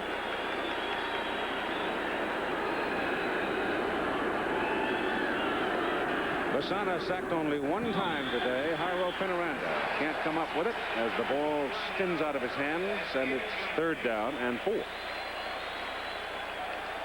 Oh, Fred Basana would just like to see this game end quickly, as soon as possible, I'm sure. 18 for 29, 209 yards, and 2 interceptions. He has played extremely well throughout the season, being the most sacked quarterback under a great deal of duress. Basana's thrown the ball 579 times this season in games. That doesn't even count all of those days on the practice field. I would think he'd have trouble getting his right arm up. He was only a few yards short of getting 4,000 yards. He was pulled out of the Chicago game. Here was a big play back in the third quarter when Ted Terosian took the handoff here, started left, and took a wicked hit, lost the football from Bentley. Michigan recovered it. Oakland was turned away, and at that point it could have been a 24-21 ball game if Oakland had scored. That was a great effort by Bentley. The ball was on the wrong side, knocked it loose. Alan Hughes was there to fall on it, and they played opportunistic football all day. Little quick pop out to Terosian, and he's still fighting, and he's got a first down as Oakland goes on 4th and 4 with a swing pass out to the fullback, and he gets the first down. So the clock stops for a moment while the chains are moved with 1 minute and 13 seconds to play in the ball game. Bobby Bear's got 2 of them on his jersey. Makes up 11.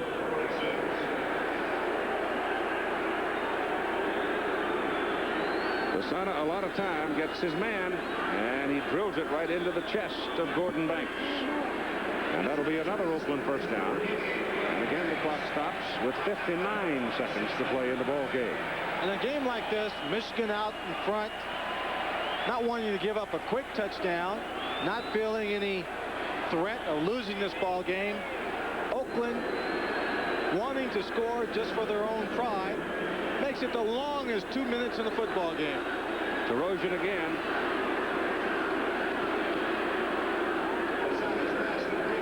Well, the big fella from Fresno State is going right down to the last second with it, isn't he? Yes, he sure is. And I'll tell you one thing, he'll be sore tomorrow when he wakes up. He's taken quite a few hits today. Timeout. Oakland. Time called now by Oakland. They have 1 left. And that stops the clock with 41 seconds to play in the ball game, as Fred Basana stands on the sidelines and talks with the coaching staff. A record crowd today at the Silverdome in Pontiac. The value in trucks is still at Dodge, with Dodge Prospector discounts up to $1,000 on specially equipped selected models.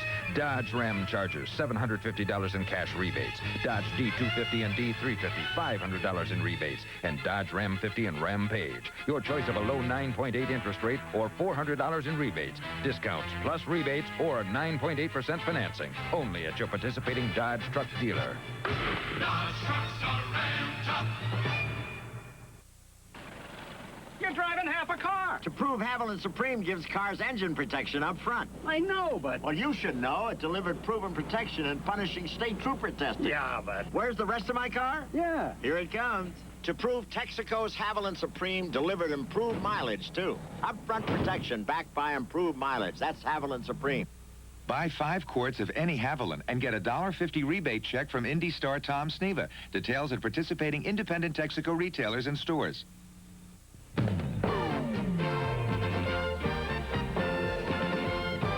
Well, we're just finishing the dance here at the Silverdome in Pontiac.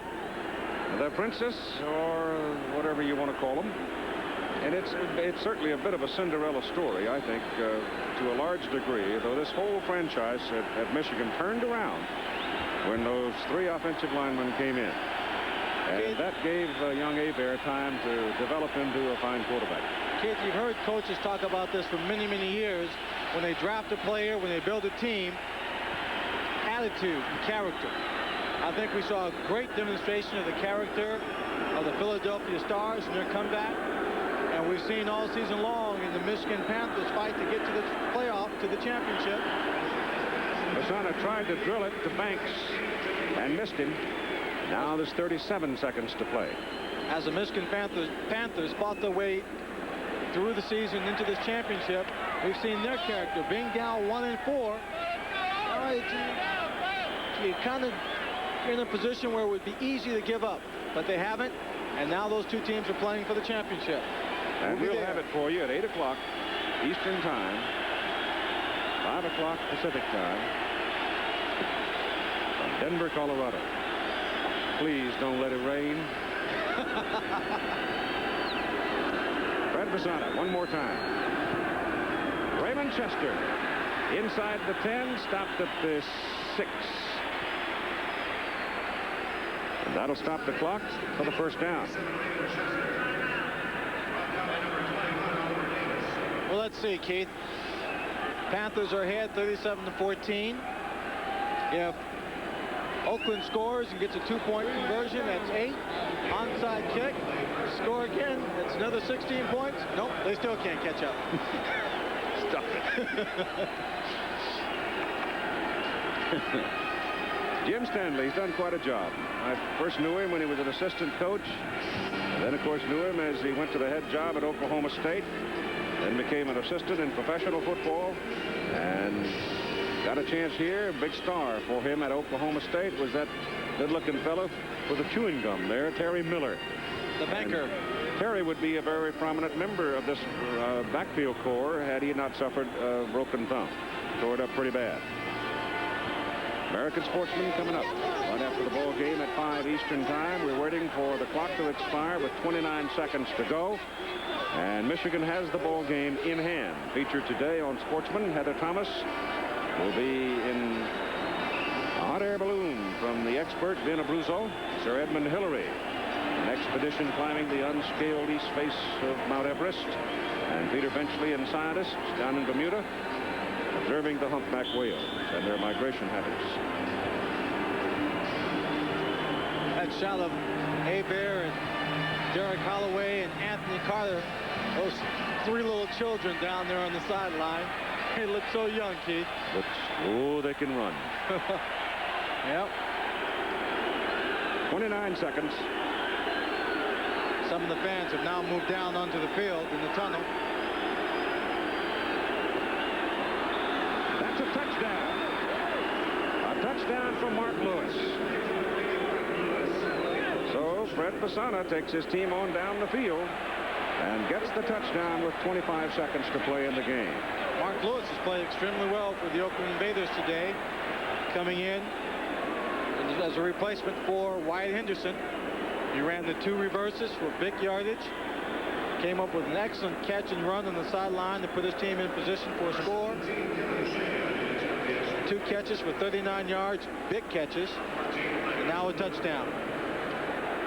2 rushes for 45 yards. Kevin Shea for the extra point.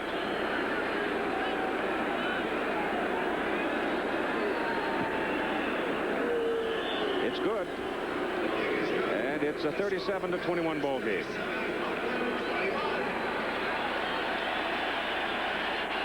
In the moment with Tim Brett.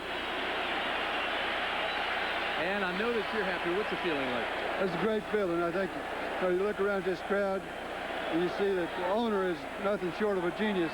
When you're on top like that, you reduce the prices. I think the people showed up, and I think we got a good football team, and this is a tribute to those players. And I really think it's great to have a feeling like this, knowing that we're going to Denver. Jim, turnovers today were a big factor. There's no question about that. But offensively, it looked like you could move the ball at will. I think we really did. We stopped ourselves several times, and I'm disappointed in that, but I think it's a good game overall. Ready for Denver? We'll be ready. All right, Keith. And now the crowd starts pouring out onto the field. The clock still shows 25 seconds to play in the ball game. I don't know what they're going to do with this mess.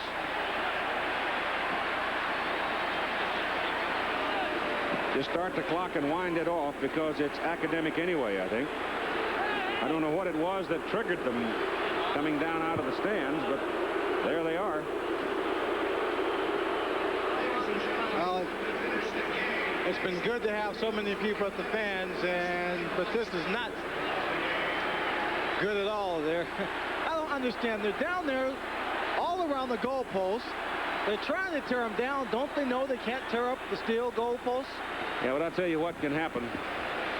Those things come tumbling down. One of those uprights breaks loose at several hundred pounds, and somebody could be seriously hurt. So while we leave it to the officials to sort this mess out, let's go back down to Tim Brandt. Thanks, Keith, and you're absolutely right. Somebody could get hurt down here, and there is concern. But, Bobby, inside the feeling has to be tremendous. Oh, really? Hey, it is a great game, and I'm just glad we won, and I hope we just make it to Denver, and I hope we win. Praise the Lord. Keith, for our own safety, I'm throwing it back to you. Well, for your own safety, it's a good move, Timmy. I didn't see any particular reason for them suddenly bolting down onto the field, but I think for all intents and purposes the ball game is over. They have still not run off the final 25 seconds on the clock, but there is really no reason to do anything other than start it and let it finish and call it over, because at 37-21 with Oakland kicking off to Michigan, all they have to do is take a snap of the ball and time will be gone anyway. Well, I'll tell you, I wish we could find the head official to find out just what his attitude, what his thinking is at this moment about those final 25 seconds. But well, the head official, Cal Lepore, sitting right down the hall. Somebody ought to go fetch him. So we can ask him, find out. Find out what they're going to do with it. Because officially this game is not over.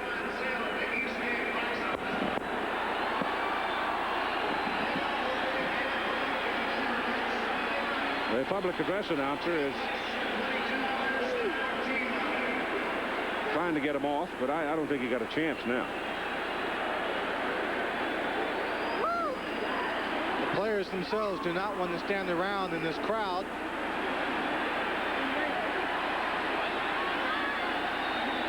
Well, they're not going to. I think that most of the players are gone. In fact, Oakland and Michigan have both headed toward the tunnel where the dressing rooms are located. And they've left the field. Oh, the only players I see out in the field now are Tyrone McGriff, trying to make his way into the locker room. If he can't make it, nobody can. He's walking too. Well, there's just no way that the security force could do anything with that many people. There must be 5,000 to 6,000 of them. Maybe not that many. 3,000 anyway down on the playing surface. Well, you know, after this game is over, they had planned a party here on the surface. Looks like a few of them, a few thousand, just decided to get a head start unnecessarily.